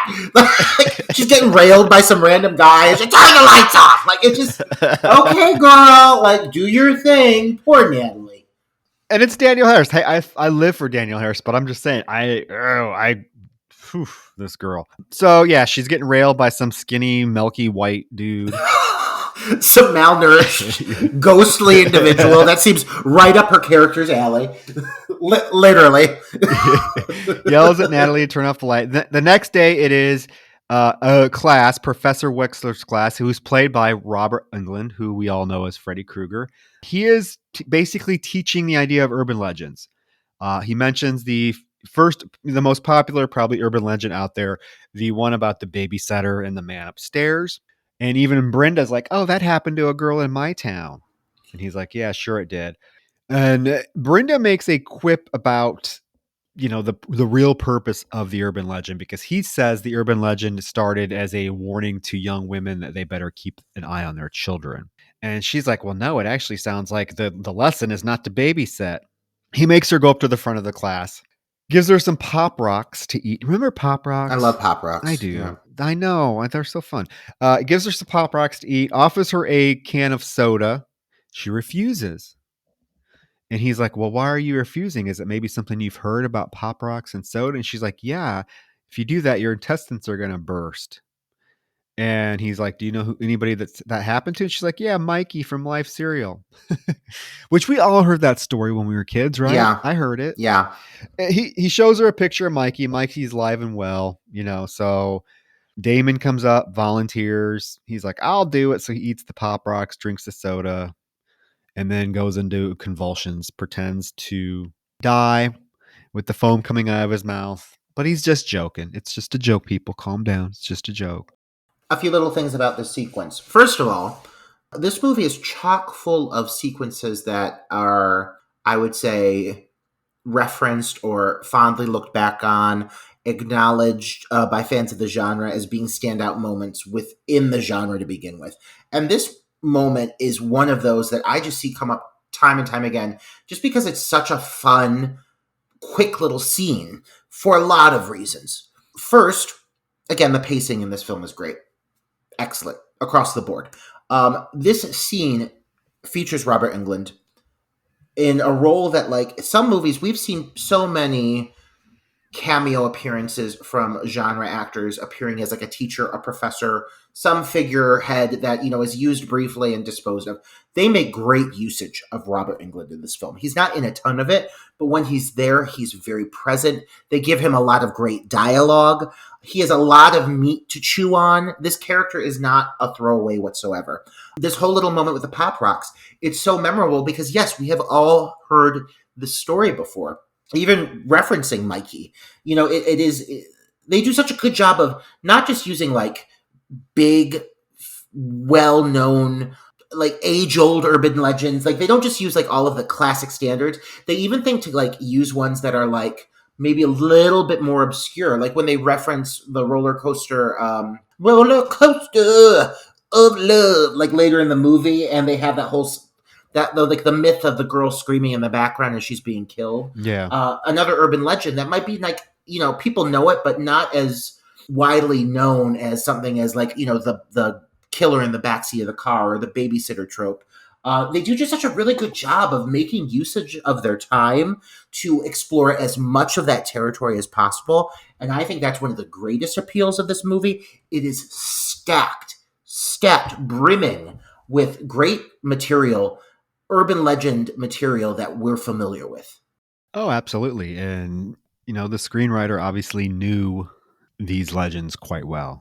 Obviously, he embedded them flawlessly into this film because, like I said, it's even little quips like you mentioned with the roller coaster of love or other things that pop up that are all urban legends. On the way out of Professor Wexler's class, they're walking. Brenda and Natalie are walking, and they see Reese taking all the school newspapers. Basically, what it is there's an article that has been written about Michelle Mancini being murdered. And so right on the front page. And my question is, would a school newspaper like really be the first way that the students would find out about one of their classmates being murdered? Because nobody knows that Michelle Mancini was murdered until they see Paul's article on the front, which begs the question, how did Paul find out about it? And why doesn't anybody else know about it? But they don't. We do have to acknowledge that the fact that Michelle Mancini was in a scene with Brad Dourif is very, very self-aware. That last name. Oh yeah, Don Mancini. Don Mancini. Yeah. So I do want to go back and just again, a hat tip to fans of the genre. There's so many gems in this movie, from the talent featured to little comments, little acknowledgments. It's just really, again, brimming with that fan favors it does over the course of the film. Also, I want to acknowledge Reese, though briefly introduced, is the horror icon that we deserve, we gay men deserve. I live for Reese. She's everything I've ever wanted in a horror heroine, and she luckily gets quite a bit of screen time coming up here. Yeah, you get a kick out of Reese. But this is the first time you get to meet her and the dean. Paul approaches them about taking the newspaper. He's like, "You can't do that." And the dean right away is very, of course, defensive of the college, and tells Paul that he seems like he's the only lunatic that's around on campus. And Reese makes the comment that U.S. News and World Report named Pendleton College the safest school in the country, and she is going to keep it that way. Just single-handedly, and she motherfucking does. I do want to acknowledge that the attendant's name, it is stated, was Michael McDonald, as in like the singer Michael McDonald.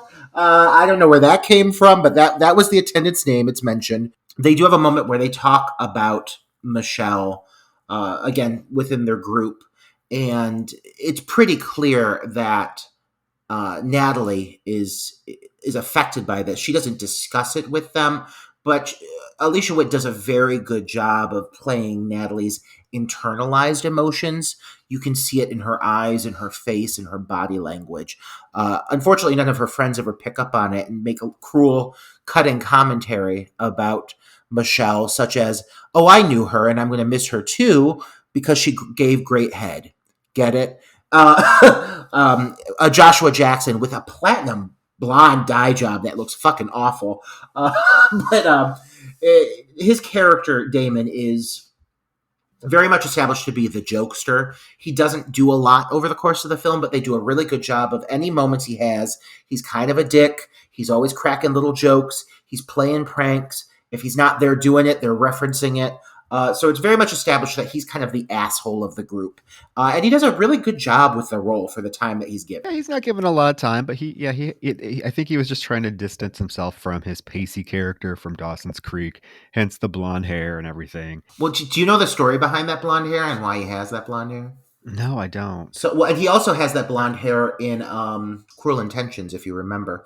Oh, yeah. So at that time, Dawson's Creek, they were trying to establish that they had full control over the studio behind it was trying to establish that they had full control over their talent in every aspect, like how they dressed, their appearances, down to their hair. Yeah. And so he did that to like rebel against the studio, and he went platinum blonde, which like in the moment, I'm sure he felt very brave, but now looking back on it, he's like, oh my God, why did I do that? Yeah. Natalie actually denies even knowing Michelle Mancini, which comes back into play a little bit later. She once again goes back to her dorm room. Tasha is there. Natalie very politely apologizes for, turning the light on last night. And Tasha's response, "Don't let it happen again." And Natalie then picks up the phone. She wants to call somebody. And Tasha is on the internet. Now, young folks, you aren't going to remember this, but like in the late 90s, internet went through your phone, your landline. So if you ever wanted to get on the internet, you actually had to use dial-up, and it dialed up through your phone line so that your home phone line would be busy if someone called or if someone tried to use the phone. Okay, just explaining that because I know we probably have a lot of people that were born after this time listening to us. Listening to these two elders schooling them on old school AOL internet. But Tasha's using a chat room. Natalie wants to use the phone, and Tasha's like, "This is my line too." Slams the phone down and just storms out of the room. We do hear that there's a message from Brenda, but there's also a message from her mother, who is checking on her because of what happened to Michelle. So it's a little hint that Natalie knows Michelle, and that is even hit home even harder when she hangs up the phone and pulls out her old high school yearbook, and we see that Michelle and her were both co-captains of their high school cheerleading team. Oh my god, they look like such bitches. Like, you know, these girls were just unbearable. And I do think it's pretty much established that, like, Michelle, even in her one scene, like, the moment she had with Brad Dourif, she was kind of a bitch to him, up to the point that she, you know, maced him without hesitation. I feel like these two girls went two completely different directions. And eventually, even the character of Natalie does state that after an incident transpired that we will learn about, they completely fell out of touch. I completely understand why, all things considered. But it feels like Natalie is very much like distanced herself from all aspects of her life at that point. I do think that they do a really nice job of giving you, the audience, tidbits of information without it feeling forced. It's not like they're ever like storyline in your face. Like this whole little voicemail from the mom just checking in feels very natural. This is something I would completely suspect would happen considering the circumstances. So I think the story, like, again, the pacing, it does a really good job of just keeping things moving, but it never moves too fast. It never jumps to the gun, and it never is slow and dragging. It's constantly moving at a nice trot, and I love it. We also get at this moment Damon, who pops in to check on Natalie. So we, as the audience, are thinking, because we don't really know much about him at this point. He's only been in, a couple other scenes. He did make the quip about Head, but what college? It's a college boy. We can kind of forgive his dark sense of humor at that point. But this moment, we think, oh, look at this guy. He's really sweet. He's checking on Natalie. He's like, I noticed that you're feeling down. I'm just checking on you. He's like, do you want to go somewhere to talk? She agrees. They go get in his car. He gives her a beer. Hey, this is a girl that drinks beer. I'm all for her. She won my heart right there. I love the fact that his car won't start, but when it finally does, I mentioned this, the song I Don't Want to Wait pops on for a second. I thought that was a really clever touch. Well, and there's that sense of humor right there that keeps this movie feeling really fresh. It's never like aggressively humorous. It's not like it's cracking wisecracks. It's just very like aware of the story it's telling, the fact that the story it's telling is about urban legends, and like even within the cast that's involved, it's aware of like the level of talent that it has. There's a lot of horror movie staples in this film, so it just does a great job of respecting the material. And these little jokes, these little quips that they add into the storyline feel very like they're acknowledging what it is, like, what genre they're playing with, and what kind of talent they have involved. I don't know. It feels very natural. They do a really good job with the humor. I love the line. Parker said he's going to pierce Rudy's nose, and Natalie says Rudy's a dog. He says no reason he can't be hip. I love that joke. Yeah, I mean, all the humor is just very. It's aged well. I'll say that the humor has aged really well. They go park at a deserted spot, and she does confide in him that her and Michelle were friends, but she really doesn't want to talk about what happened. They had a falling out. She really doesn't, like you said, she doesn't associate with her anymore. So that's what she's kind of bummed about. He tells her the story of his girlfriend dying of some sickness, and that he he feels like he needs love, but he's been selfish because he hasn't given it away.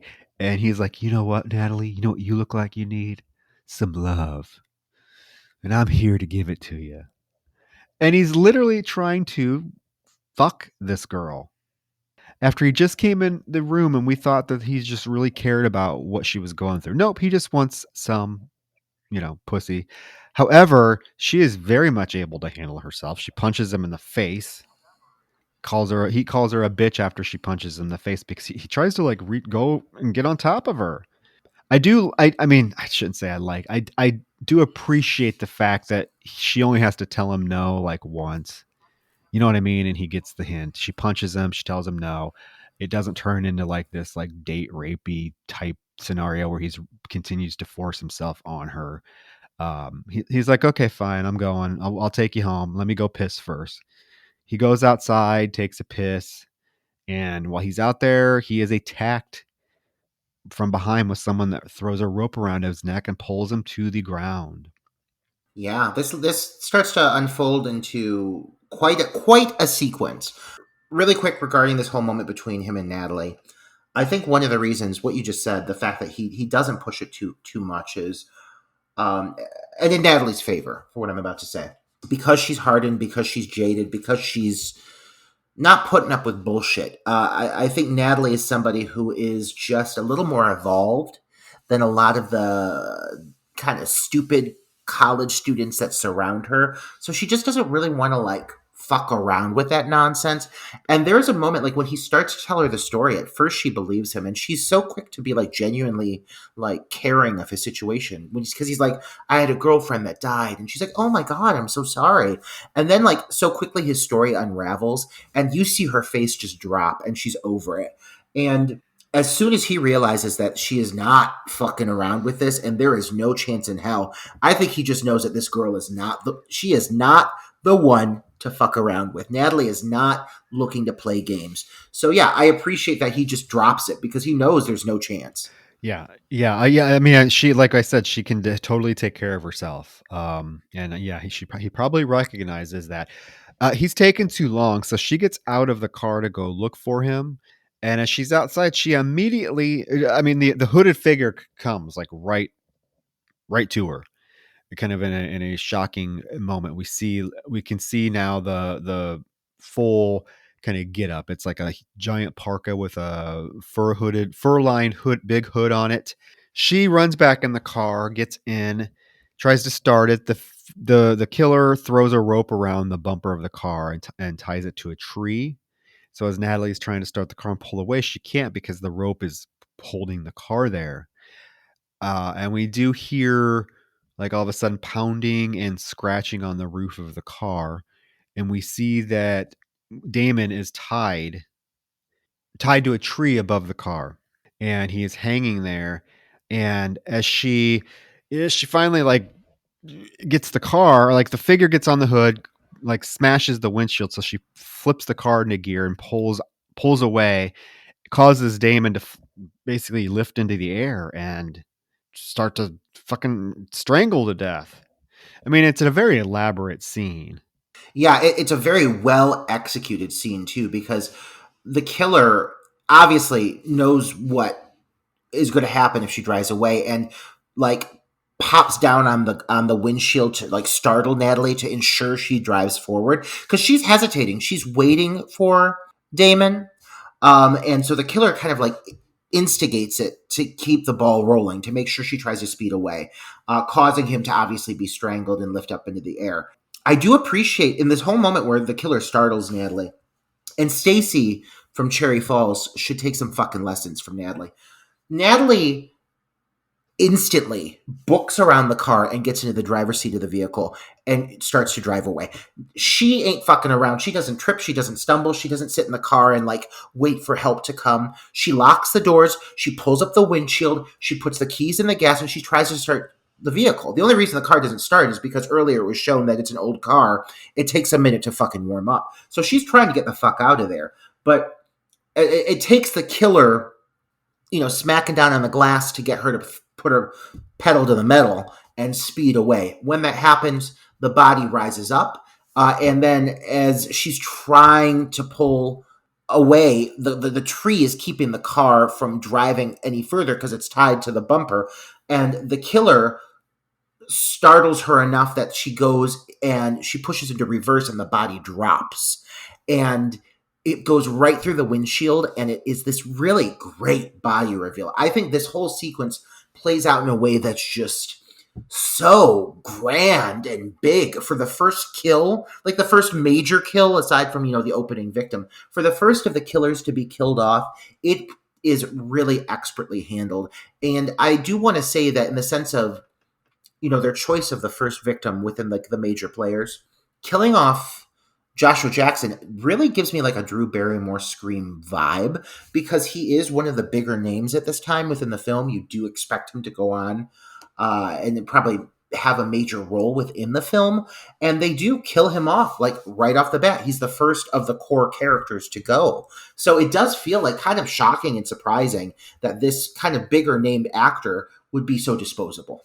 Yeah, I do like I just like how this whole plays out. I love the fact that the figure gets up and kicks the windshield in, and then she throws the car into reverse and backs into the tree, and his body just crashes through the windshield, basically right in front of her. It's one of the more, I would say, brutal looking deaths in the film, because the film doesn't have the film isn't really graphic or gory, but this is one of the standout death sequences in the film. Natalie has the good sense to get out and run. She runs, she goes into Reese's office, who Reese is obviously a huge fan of Pam Grier. I mean, who isn't? Foxy Brown. She's quoting the show, she's quoting the movie. And Natalie takes Reese to where this just happened. She's like, Damon's dead. She takes him. Everything's gone, though. There's no car. Damon's not there. Natalie's like, this is impossible. He was just here. He's dead. It's the same person that killed him, killed Michelle. And Reese is like, well, that's not possible because they arrested the gas station attendant this morning. So apparently they think that the gas station attendant, Brad Dourif, is the one who killed Michelle. I would assume forensics would be pretty easy to figure out that that wasn't the case, but they have him arrested. I like with this sequence, you're really you get your first real big exposure to Reese's character. And in some ways, like, is she kind of a walking stereotype? Yes. Like, it's late 90s. I think like a lot of characters of color were not written to their most fleshed out full extent. However, like, she is played very favorably, and she's played to be a very strong, likable, and empowering character. She's very self-assured, and she proves to be like one of the smartest characters within this film. And I love, as her character evolves over the course of the movie, she really is like a very strong, kick-ass individual, and I think they do her right. And I love this character. I love that she gets so much time. She becomes a pivotal part of the film. She's definitely one of the standout elements of the film. So I fucking love her. I love her. The next day, they're discussing what happened with Damon, and everyone in the group is kind of blowing Damon's death off as what is to assume to be a practical joke, which could feel a bit forced, but they really give it a lot of like a good chunk of time to really discuss why this is something that they would find reasonable on behalf of this character. It's very thoroughly explained. They're very much, it feels like they're tying the urban legend aspect directly into him wanting to take this and like run with this. The fact that they've been learning about urban legends in class and everything, and he's using that material to play a joke on Natalie. It seems like this is very much part of who this character is and something he would do. And then the fact that he would be gone even is explained, that he would be on, I think it was like a skiing trip, a snowboarding trip or something with some of his friends. So they give you all of these reasons for why it's plausible that this guy would do something like this and then just kind of up and disappear. But it is kind of clear that Natalie does not completely buy it. She even calls the location they claimed he was going to confirm that he's there. She does. This real quick. This is also the first time that she kind of makes the connection that there could be an urban legend theme playing a part in the deaths, because Parker recognizes the fact that her setup, how this happened to Damon, sounds exactly like an urban legend. The parking at Lover's Lane, and so it is made. There's a connection that's made right then and there. Yeah. Natalie does go to this creepy library. This is the second episode in a row where we have a creepy library, because we had one in Cherry Falls. As she's there, we do get a glimpse of a figure that passes across the stacks, so we see somebody's watching her. She grabs her Encyclopedia of Urban Legends, but she runs into Sasha, who, of course, has the Karma Sutra, which I'm sure the college would have plenty of copies of, right? Sasha, you fucking whore. I love her. God, I love her. She's like, oh, look what I found, the original Karma Sutra book. So they sit down and look at the encyclopedia, and they go through and are just looking at some of the more popular urban legends that are in the encyclopedia. And they come across the gang high beam initiation one. And Sasha's like, well, that's not a legend. That's actually happened. And you can tell that Natalie's a little bit uncomfortable with it. Natalie also pulls out the card to see who the last person to check the book out was, and it was Damon. because this was the old school where you actually, if you checked out a book, your name was written on a little card. Yeah, this killer is an individual who does cross all their T's and dot all their I's. I gotta say, like, there is a lot of planning that goes into these murders. This killer is not stupid, and there are lots of little details that this killer thinks of. So good on them. Back at the dorm room, Tasha is trying to hook up with a guy via chat room. She's chatting with somebody. He bites and says, "Hey, yeah, I'll hook up with you. I'm close." I gotta say, in their conversation, Troy, she's like, "What do you like to get into?" And he says, "Lithium," and I'm like, "Is that a turn on?" Because, like, again, like I said, I use lithium, and all that does is kill my penis. My sex drive is non-existent. So, like, unless she wants a limp dick smacking on her thighs, like, I don't know what this gal's looking for playing around with lithium, aside from maybe some moments of lack of emotion and acting like a robot, because that's all it does, is it just drains you of emotions. But okay, whatever gets you off, lithium girl. Yeah, it was a weird little response to put in there, like, but I mean, it turns her on. She's like, okay. God, she looks fucking hot in that corset, Danielle Harris. Yeah, she runs into the bathroom real quick, and right before she goes in the bathroom to get ready, she asks him where he's at. And so she runs in the bathroom, gets ready, comes back in, and he's responded, because she asks him, "What room are you in?" He has responded, "Yours," which is kind of creepy. Comes up behind her, grabs her, throws her on the bed, starts strangling her as Natalie returns. She hears the moaning. Thinks it's fucking. She thinks it's fucking, so she doesn't turn on the light. She puts on her headphones and goes to bed as poor Tasha strangled to death. But you know what? Maybe she deserves it because she is a bitch. She is a bitch. And I gotta say, this is another kill here, this whole Tosh sequence, that when we come upon the reveal coming up the next morning here, again, they could have made this way gorier, way more violent. You could have seen the wrists getting cut and what have you with this reveal. They choose to instead show less and just make it more about the impact of the suspense and the style of all of it. And I think it works in its favor. I think this is an example of one of my favorite kill reveals that doesn't really show a ton, but it still really pays off, because when Natalie finds the body the next morning, she wakes up, she sees a pool of blood, she pulls the blanket back. Tosh is laying there dead with her wrist cut, and Natalie turns around, and on the wall behind her, you see, "Aren't you glad you didn't turn on the light," painted in blood. And it's such a great payoff. I mean, it's such a great reveal. You don't need to have anything crazy gory. I mean, sure, there's blood, yeah, and everything, but they don't linger on the body reveal too long. It's more about the shock of what's on the wall. And I really think it's quite a great reveal nonetheless. Oh, I love it. I love the framing of it, where you just see Natalie like back up after she pulls the covers and finds Tasha's body there with looks like the wrists have been slit. But then behind her, yeah, you see written in blood, "Aren't you glad you didn't turn on the light?" We get a short, a small scene of her body being wheeled out, and some bitch is like, she says to the paramedic, "You might want to check her pulse because she's looked like that for years." And they're like, "Well, that's real compassionate there, random girl."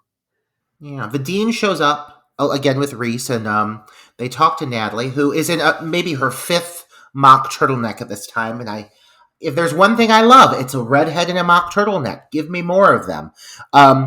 And so they're talking to her about the fact that this is suspected to be a suicide. And Natalie, at this point, she does not buy it.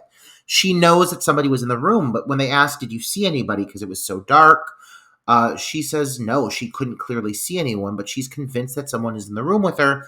They say it really looks to be a suicide, nothing more, and that's kind of all there is to it.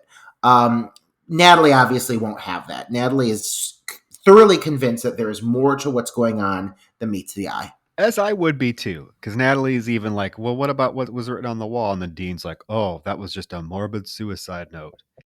They definitely tie in the mental illness too. Like, again, this is all written very well, so like it's kind of plausible.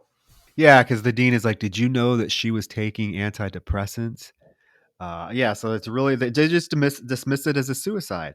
Natalie wants to go be alone, so she goes outside. Paul approaches her, and immediately he's like pulls out the yearbook photo of her and Michelle, and he's like, "Can you explain this?"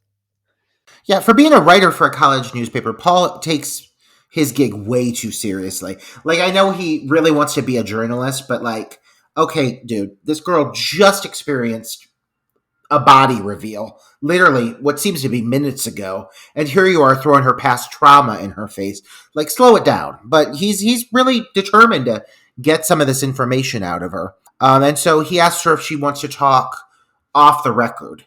And so they do take some time to have a conversation where they really start to layer in that Stanley Hall massacre backstory thicker and thicker. They really want to make sure that we're really getting to know about what happened at the Stanley Hall.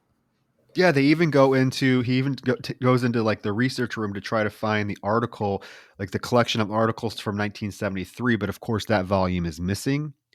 The creepy janitor's out there doing his mopping his floors, and Paul's like, "Hey, do you know anything about Stanley Hall?" And the janitor's like, "No, I don't." And Natalie's like, "Please, if you know anything, please tell us."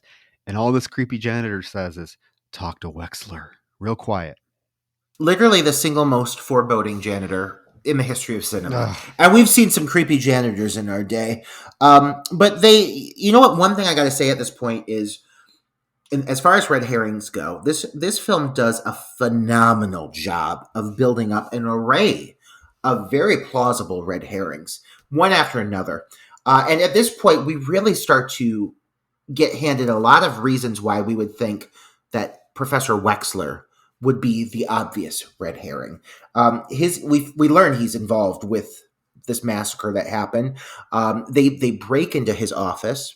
They find a whole bunch of things that tie him in to the murders, from the fur-lined jacket, which everybody in this town seems to own.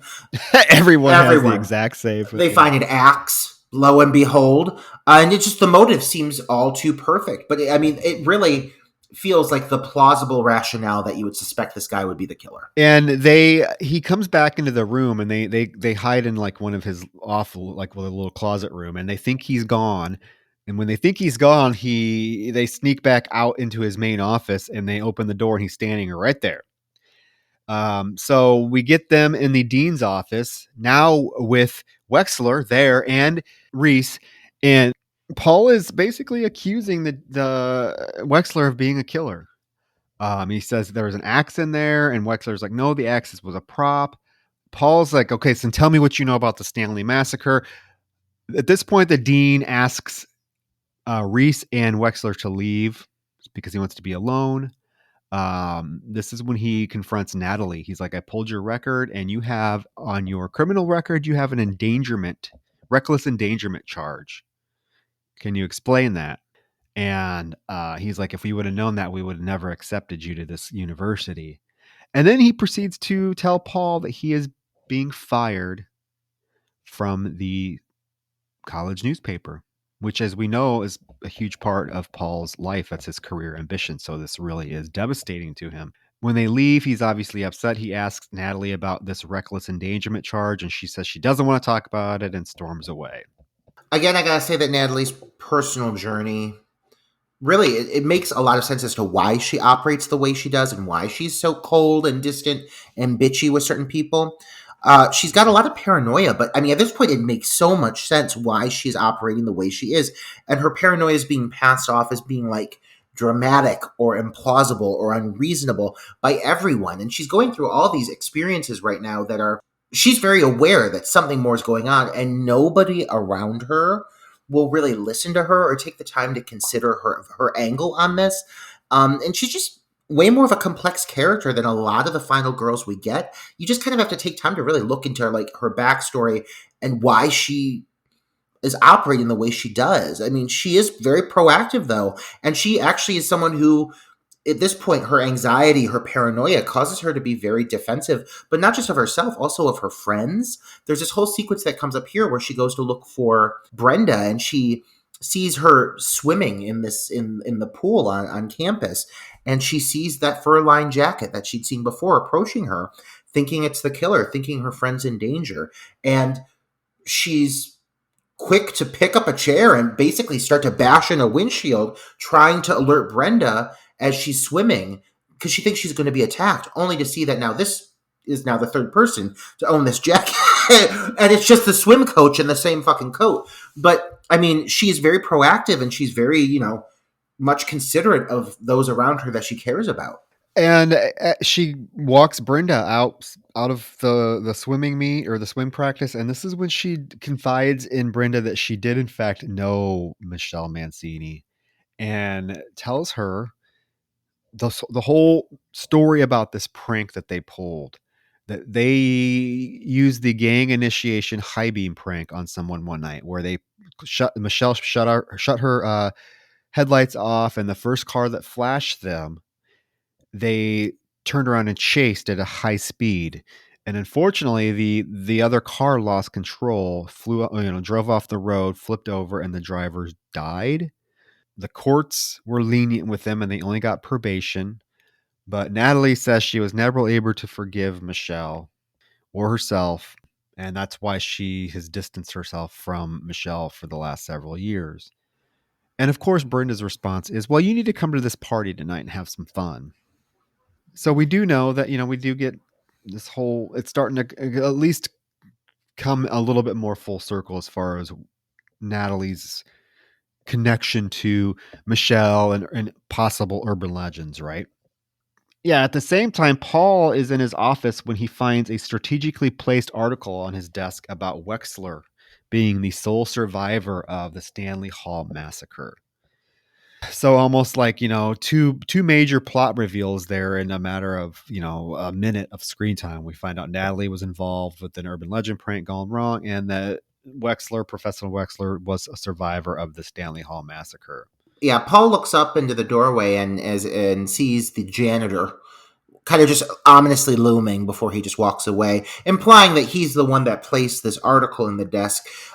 This janitor is meddling, and it seems to have a vendetta against Wexler. I'm going to say right now that vendetta is never explained, but I mean, at least we're getting, again, more fuel added to the fire of this potential red herring that makes it seem more and more plausible that this is what we should expect. We, the viewers, should expect that this is going to somehow tie in to this massacre that happened, which is, I think, a pretty crafty move in the sense of storytelling, because we're expecting it to go one way, and it actually goes another. Reese, meanwhile, is being very fucking sensible and productive, and the dean basically just shoots her down and prevents this queen from excelling at her job, and thus gets what's coming to him. Yes, he will not let her bring any more security guards on campus, even though that they know this big party is going on this night, the 25th anniversary party that the frat house is having. She leaves as the dean is getting in the car. A figure underneath the car reaches out and cuts his Achilles tendon. I always hate that. Ugh, the pain, the level of pain. I know. The old fucker falls to the ground and starts crawling away. The killer opens his car, puts it in, drive, and just lets it roll on top of this dean until it knocks into him and pushes him down on these spikes that cause, the road spikes. And this is a pretty graphic death too, because you see his body, you see the car hit him and his body go right into these fucking spikes. Yeah, this movie, because it is very selective about the actual gore it chooses to show, or the extreme violence. It's normally, very artistic in how it handles these things and very intentional. So when it does show a moment of like extreme violence, it's all the more shocking. And this scene with the dean is pretty graphic. So when you see it, you're actually like, whoa, that's a lot more than I expected, especially with this fucking old Ian McKellen-like gentleman just getting what's coming to him. I do have to say that Reese had to book her ass out of there, because she turns and walks away, and within seconds, the dean is on the ground crawling. Like I don't know how she didn't hear this or draw her attention back, but she must have gotten the fuck out of there. Yeah, so now it is party night at the frat, and it looks like a fun time. The dog is even drinking. Oh my God, this dog is the star of the film. They put a siphon in its mouth and let it drink.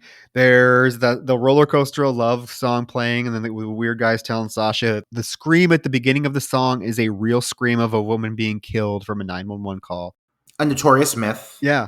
Natalie shows up to the party. Paul immediately goes to her and is like, Stanley Hall was real. He shows her the article. They now both think that it is Professor Wexler that's killing. Natalie goes outside with Paul, and this is where she breaks down. I'm so scared, and is like crying and shit. She's crying again. It's like the 10th time she's What did crying. I ever? And this is when she's like, "What did I ever do to anybody?" Well, bitch, you got somebody killed. I mean, that's one thing. Don't play the victim, honey. I mean, you could have stopped Michelle from doing what she did. They kiss. Brenda catches them. And we have to mention throughout this film, Brenda wants to fuck Paul like there's no tomorrow. Oh my God. Understandably so. Oh, he is so cute in God this. damn it. They would make a beautiful couple, those two. Well, not so much anymore because she freaks out and is like, oh my God, Natalie, you couldn't help yourself, could you? And like throws the beer at her and storms off crying. Yeah, she's heartbroken, but she's in a really good fucking dress. She's in this blue dress. Her knockers are pushed all the way up. I mean, Rebecca Gayheart is a view of beauty, a vision of beauty. I have to say, she is stunning, but she's also very sad. Understandable. I do want to acknowledge really quick one thing I don't want to pass up. Did you notice, Troy, that when the dog is doing the beer bong, that his nose is actually also pierced? Yeah. He does. He has a full septum piercing, which means that these characters did pierce this dog's nose, which is horrible, but also hilarious. But I love that dog. He's such a king. And I don't want to get too far ahead, but this movie does do something with this dog, though, that is very upsetting for me, and it is very hard pill to swallow. If you don't like violence against animals, I would fast forward through what's coming up in the party here in a little bit. Yeah, there is a cutaway scene to Reese exploring one of the classroom buildings. She hears glass breaking. It's coming from Wexler's office. She goes into his office. We notice a window is like broken, and then the axe that was there, she doesn't know, but we as the audience know where the axe was because we saw it earlier, is now gone. And as she's like walking back out, she slips in this gigantic pool of blood. Yeah, she does when she's wandering the halls of the building. She does run into that fucking mysterious janitor again. Oh, yeah. She's like, you got to be out of the building by 10 o'clock. And he's just being mysterious. And I will say, give me a buddy comedy with those two. Imagine those two on a road trip across country having the time of their lives. But yeah, so we go back to the party. And Paul basically confronts everyone at the party, suggesting that they should cancel it because of what's happening. He suspects that there is actually a killer on the loose who has a vendetta out because of the massacre that took place. Paul is convinced that this is inspired by the massacre.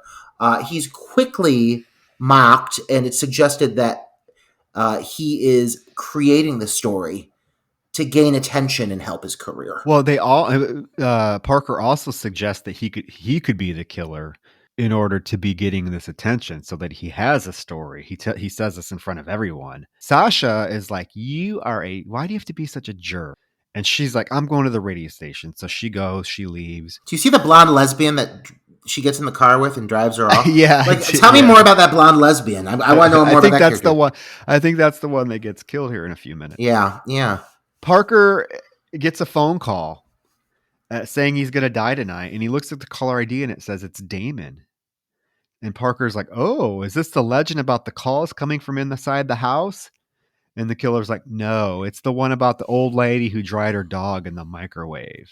Oh my God. This is what I was trying to warn everybody about. We'll just skim over it real quick. He runs down, checks the microwave. The dog indeed has been put in the microwave and it's exploded. You don't see a lot of it, but you see enough. It's like the gremlin. It's like the gremlin in Gremlins when the mother puts it in the microwave. Right? Yeah. But this is a poor innocent white. What is it? It's a West Highland Terrier. Oh my God, he's so pure. Yeah. So he runs into the bathroom to throw up and is immediately knocked out. He wakes up. He's tied to the toilet, and this kill happens really quick. Like I expected a little bit more when I saw like he was tied to the toilet. Yep. But the killer comes immediately in, shoves a siphon down his throat, and pours the drain cleaner. Ding, that's the end of him. Yeah, it's very quick. A few things about this sequence. First of all, losing the dog doesn't sit well with me, but I love dogs. So I do too. I mean, that's why we just kind of skim over it, I mean, no need to dwell on it. I know, no need to. He will be missed. He will be missed. That dog with that septum piercing. Whatever his name was. He had a name. It was like You mentioned it something. early in the episode. Rudy. Was it Rudy? Something like that. Yeah. But anyway, so this movie gets some comparisons to Scream here and there. I don't see it. I won't. I for the most part, I don't see it. I definitely think it's a slasher that stands on its own 2 feet in its own regard. But this sequence here does feel very Scream, mostly because the killer is using a voice distorter over the phone, and so because of that, it just has a very Scream vibe. They're taunting each other. He and Parker, the killer and Parker, they're playing back and forth, and the dialogue just sounds something very much you've heard in a Scream movie before. So it does have Scream vibes. Aside from that, just like you said, Troy, the kill itself, probably out of all the kills in this movie, and I like almost every single kill in this movie, this one has the least of an impact for me, simply because it's just feels very rushed and very disorienting almost, because it seems like it just moves a little too quick. Like he's knocked out and then he wakes back up and then he's got a tube down his throat and then he's dead. I would have loved for it to have taken its time more, because Parker's character was probably the least likable of all the friends, intentionally so. He's the asshole of the group. He's just kind of a dick. So I would love to have seen him get a little bit more of a graphic kill, but it's not a bad kill. It's just in comparison to the others, which this movie is stacked with them. It would suck to get drain cleaner poured down your throat. I mean, that's not a pleasant way to die.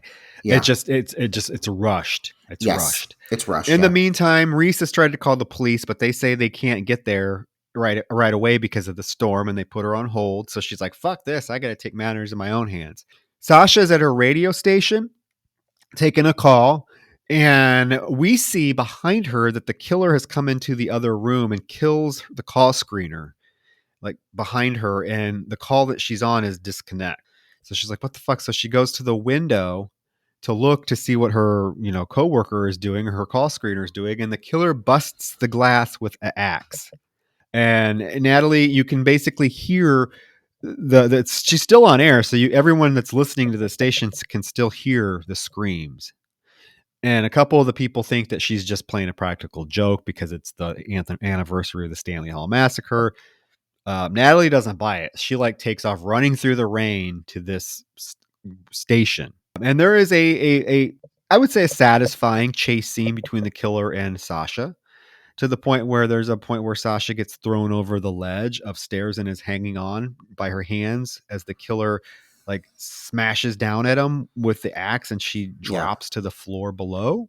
There's an elevator. There's the tense elevator scene that we've seen it many times, like at Halloween 2, where Sasha runs into the elevator and is pushing the buttons and the door closes just in time. Yeah, I think one of the things that makes the scene work, honestly, is Tara Reid. I mean, I've heard plenty of jokes cracked and comments made about Tara Reid as an actress, and that's all fine and good. But she is actually quite capable in this film. And this chase sequence is, I would say, one of the more memorable ones of the era, really because of her. That whole stair sequence is actually quite suspenseful, and her scream, she's a very hoarse, gravelly scream that sounds very strained and sounds very real. It doesn't sound like she's faking her way through it. She sounds scared. I buy her performance over the course of this whole sequence. I was just going to say her fear seems very real. I mean, even to the point where she's begging not to kill her because she doesn't want to die. Yeah. That really affects me. Yeah. For some reason. I don't know why. I mean, same. Because she's so good. She does get off the elevator. She gets into a room and hides. At the same time, Natalie comes into this building, and Sasha sees her and runs to the window and starts banging on it. Well, the killer comes in the room. She wasn't quiet. I mean, her mistake, but the killer comes in the room, and Natalie basically has to watch as the killer hacks her to death with an axe. But as the killer comes in, Sasha's cowering. She's like, please, I don't want to die. I don't want to die, pleading. And we watch these movies all the time, but I guess it just hits you different when you actually hear someone begging for their life. Yeah. Saying they don't want to die, and the killer just goes ahead and starts hacking the shit out of her anyways. Well, and this character, if you also think about it, she just had this whole sequence where she's running these goddamn platform boots. She falls it looks like at least a story and a half down the staircase. She's limping. She's clearly injured herself. She's literally just hiding in this corner out of exhaustion. And it just feels like a very plausible sequence. Like at this point, she's injured. She has nowhere else to go. She's trapped in this corner, and she just like cowers there as the killer just takes an axe to her. And they choose not to show the brutality of the murder. It's all shown from Natalie's POV, but in a way, it's even more effective. And then after the fact, the killer turns to Natalie and gives her this like delicate little wave. That's, I would say, one of the most memorable moments in the film is that single wave, that moment. It's so like the killer is so aware of what they're doing and how it's affecting Natalie, and it just seems so cruel. Well, and this is kind of when the film kicks into high gear to the finale. She runs out. She runs into Paul. She tells him Sasha's dead. He's like, "Oh my God, I've been trying to call. I can't get a hold of anyone because the phone's dead." And there's a moment where she, picks up the phone to listen to it, and he turns around. He's like, "What are you doing? I told you the phone was dead." You can tell she kind of suspects him a little bit. He's like, I'm on your side, Natalie. We got to go to town. We got to get to town, get on the phone. So they run out to head to his vehicle, and they run into Brenda, Dun, dun, dun. who's freaking out. She's like, "What's going on? I heard Sasha." And they're like, we got to go. Reese has gone into the building because she actually heard Sasha's screams over the radio as well.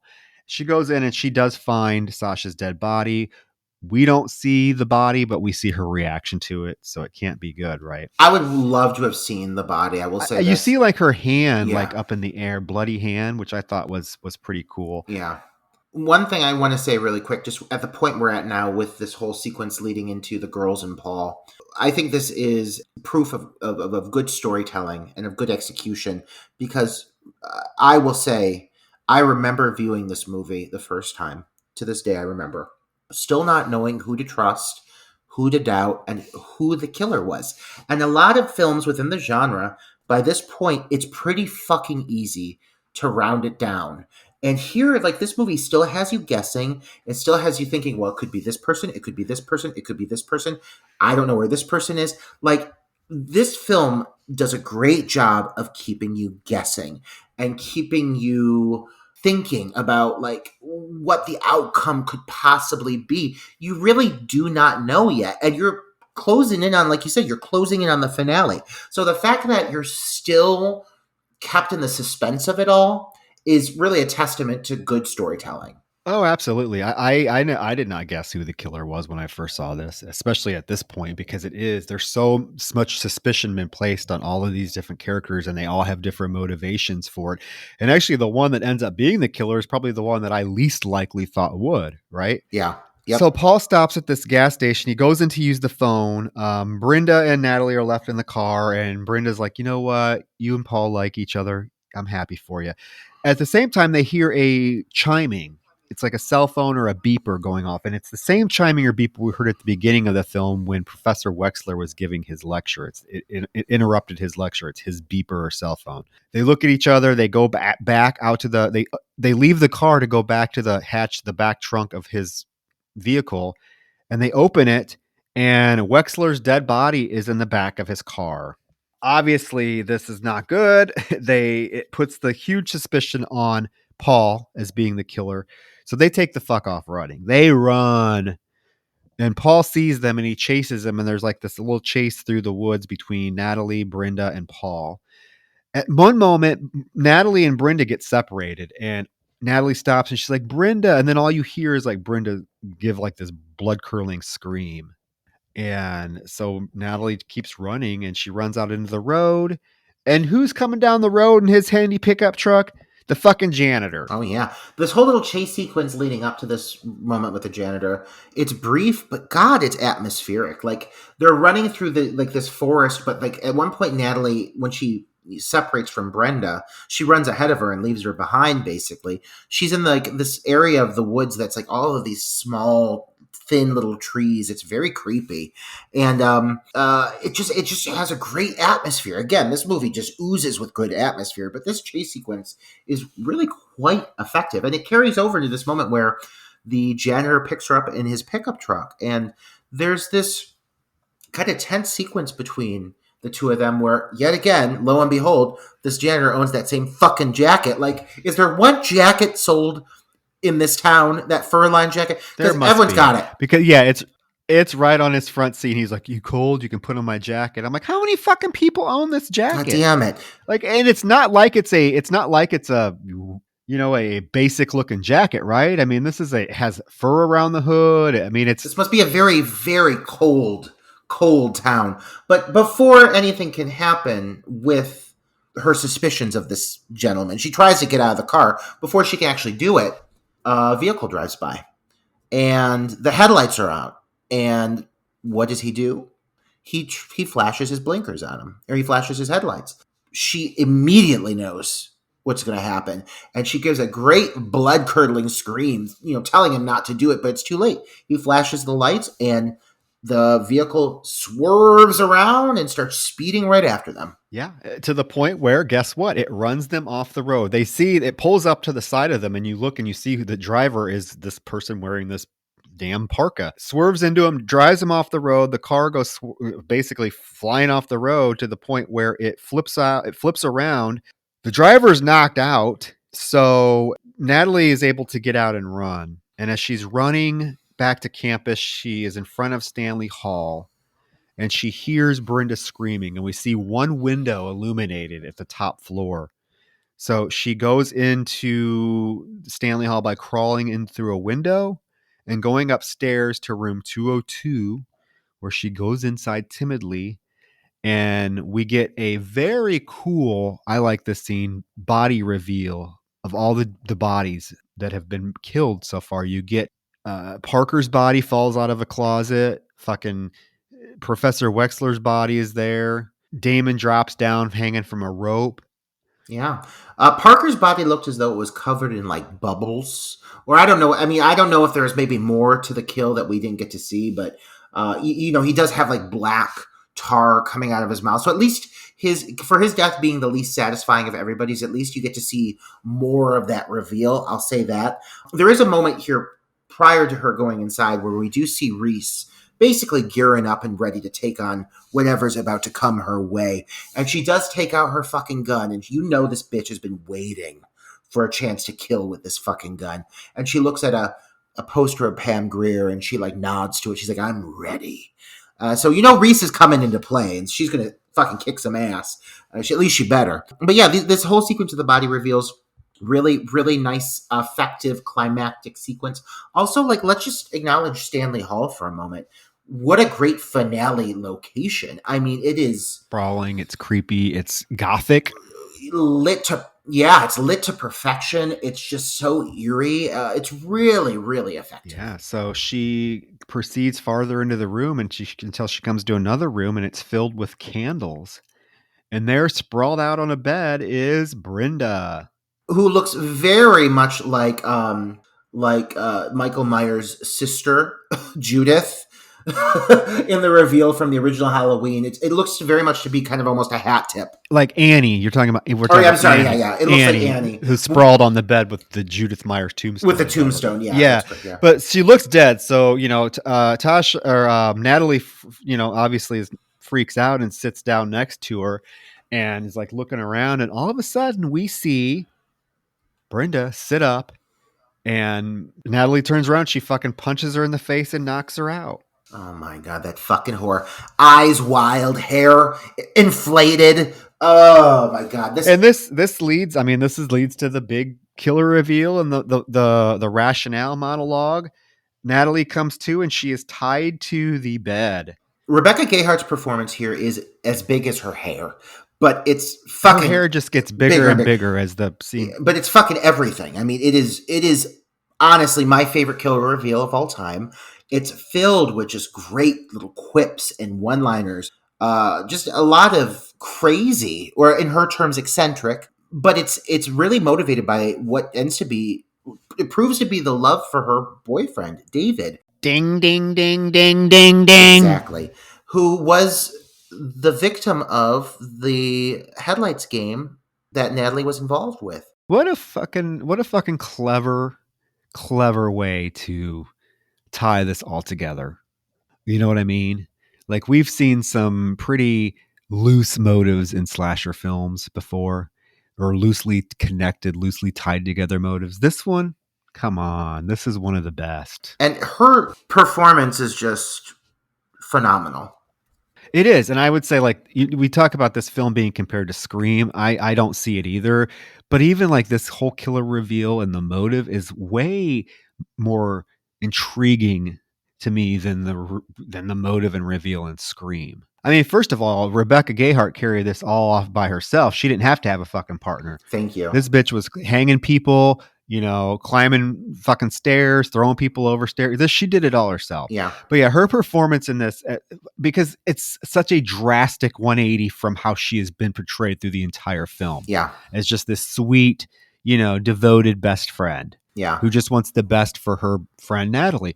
And now it's like you flip a switch and you got this frizzy haired, crazy, and I like that Jamie had mentioned it was it rides the line between like campiness and over the top, but it does it very expertly, I think. Well, because you when you learn the motivation behind it, and you can tell that she's been pretty traumatized by it, and that her love for her, her boyfriend, her fiance, I mean, they were going to get married, she says. It's clear that she was madly in love with this individual, and the rage she feels over losing him, really, it's something that has fueled her in seeking out her vengeance. And she says, "Payback's a bitch, isn't it, Natalie?" Like, the way she delivers these lines, though, it's just so cutting and cold and angry, and there's just such a viciousness to everything she says, and her wild eyes, those big blue eyes, it has a level of insanity to it that is palpable, that I can't think of many other performances that can match this moment. Yeah, so her whole thing is that they killed her boyfriend or her fiance with an urban legend, so that she's getting her revenge by killing them and her friends with urban legends. And Natalie's urban legend death is going to be the infamous kidney heist. She's also figured it out that she is going to blame Wexler for the murder. She even says, "Isn't it fucking beautiful? It's so goddamn tight."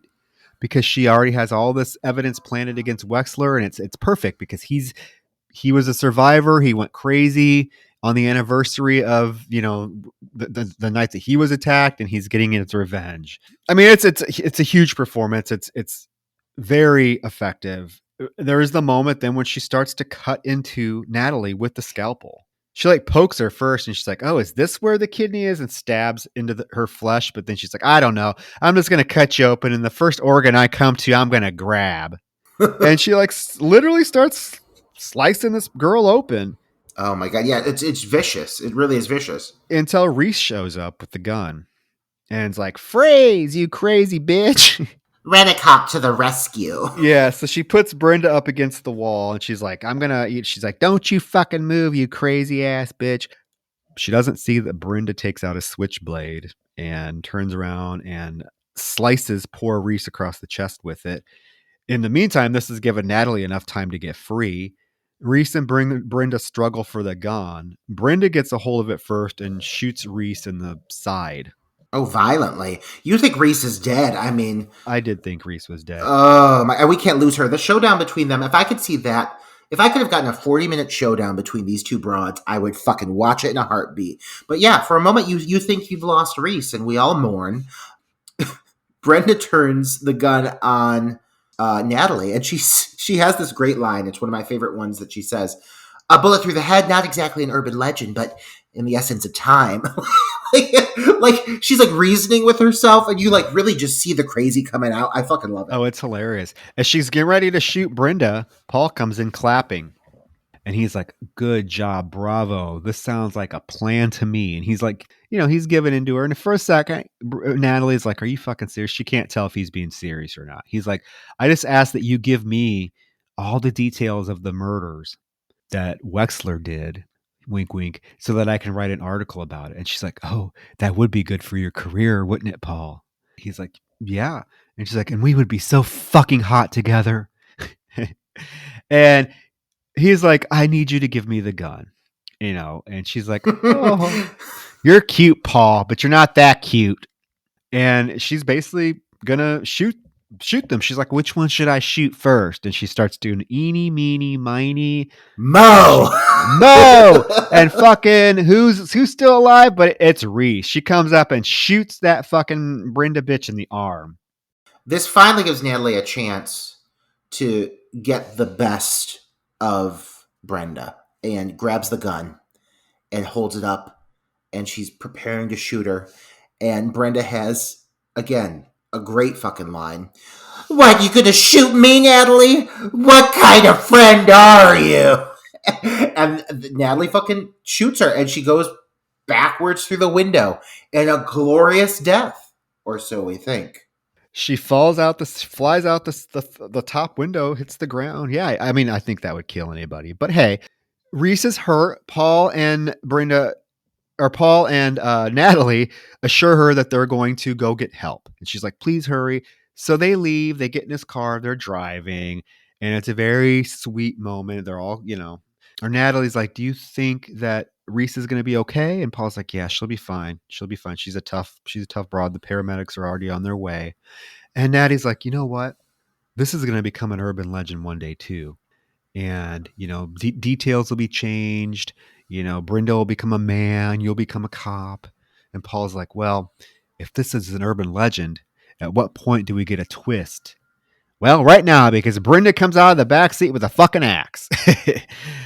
And swings that fucking axe, and a big old fight ensues. She bashes Paul in the head with the dull side of it, and he's swerving the car. She is in full fucking fight mode, attacking Natalie. She actually gets Natalie on the floor and is getting ready to raise the axe and bring it down when Paul swerves his car into the side of the bridge, causing her, Brenda, should have had her seatbelt on, to fly out the fucking windshield, head first, off the bridge, 50 feet down into the cold, icy water below.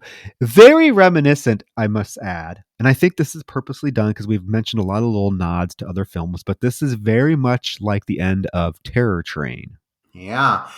This movie does a good job of having little visuals and little bits of imagery that hark back to other films of the genre, but it never ever feels like it's ripping them off. It's just more like acknowledging their presence within the world of slasher history, Yeah. And so they get out and they look and they see her body just floating lifeless in the waters below. And they hug, and that's the end of their story for now, because we cut to sometime in the future. Students are sitting around in their student hall talking about these murders. And the one says her body was never found. And the other kids are like, oh God, that's just an urban legend. One kid's like, yeah, Brenda, she was my cousin's roommate, doing what we do with typical urban legends. And all of a sudden we see a figure lean forward and say, well, I believe you. And the dude's like, see, thank you. And she's like, but you didn't tell it right. Listen up, guys, because this is how the story really goes. She leans into camera, and who is it? It is Rebecca Gayheart, looking sensible with her hair pulled back. Looking sensible. What a fucking ending. I mean, like, talk about ending on a good fucking note. They know their strengths in this movie, and one of them is Rebecca Gayheart. Yeah, I love this ending so much, and I really wish the sequel would have explored this particular ending a lot more. I mean, Urban Legends Final Cut is a fun sequel. But it's doesn't really have the magic that this one does. And it would have been better to either do what Jamie's idea was or just explore this whole ending more.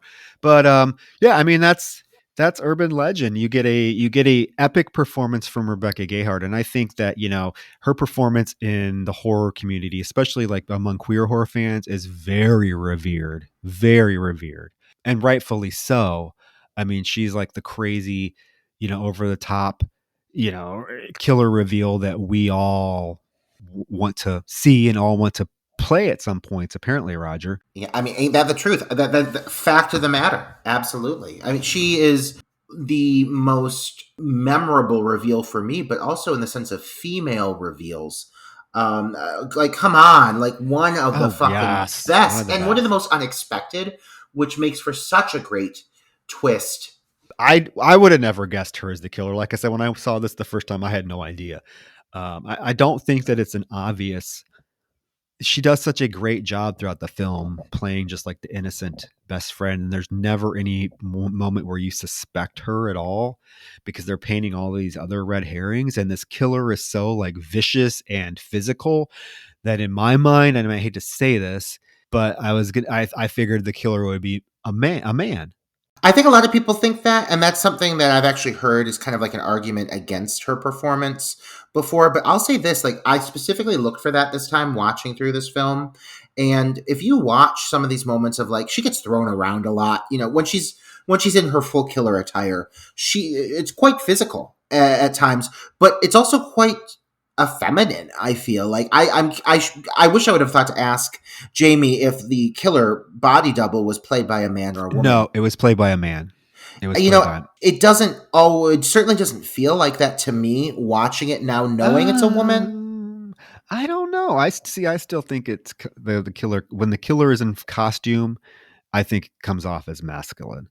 I do. And, you know, but that's me. I can see at certain points maybe where you could get that, but like the killer in this film is so physical and is doing just inflicting like horrifically violent, brutal deaths and whatnot on these victims. And to me, you know, it just seemed like it was something a man would do because women generally aren't that vicious and unrelenting when it comes to murder. Not that they can't be, but in the annals of slasher history is mainly what I'm speaking of. You don't see a lot of female killers that are this physical, this vicious. I mean, the whole elaborate setup with Damon, you know, hanging him and getting him up in a tree. I mean, come on, think of the strength that would take. Yeah. But they might have been intentional to keep us guessing. Yeah. I'm sure it was. Yeah, I'm sure it was. And just hacking poor Sasha to death as she sits there and pleads for her life. But I get it. And I love the reveal. I love the fact that this killer is that Brenda's so vicious and she's up there with the best of the slasher villains, in my opinion. But I would have liked to have seen her character explored more in the sequel. I know she has a tiny little cameo, but it's a silly cameo. It does feel throwaway, especially for how for the kind of impression that she left with the first film. You definitely want more. And I don't hate the sequel either. I really don't. Yeah, I don't either. I don't hate the sequel either. I think the sequels is a lot of fun, and it has a pretty decent cast as well. You know, Joey Lawrence and Hart Lochner from Terror Train. So yeah. I mean, Urban Legend. I mean, there's not much left to say about it. We sang it praises with Jamie. I mean, we both, especially you. I know you love this film to death, but I do believe this is one of the standout films of the late 90s. I know a lot of people, Roger, that like this film more than Scream. And watching it this time around, I can see why. This feels like a far more sophisticated film than Scream. Yeah. I love Scream. I love what Scream did to the genre. Maybe without Scream, there wouldn't have been this film. This film would have probably never got greenlit. But I feel like this film is far more sophisticated. It's far more complex. It handles certain scenes a lot better. I mean, this opening to Scream is iconic. That'll never be topped. But take that opening scene, take everything that comes after the opening scene and then compare it to this film. And I can totally see why people would prefer this over Scream. But it is one of the best slasher films of the 90s by far. And probably one of the best slasher films. I mean, if you had to make a list of, you know, top 50 or 100 slasher films, this would definitely make the cut. I mean, I think it's strong enough.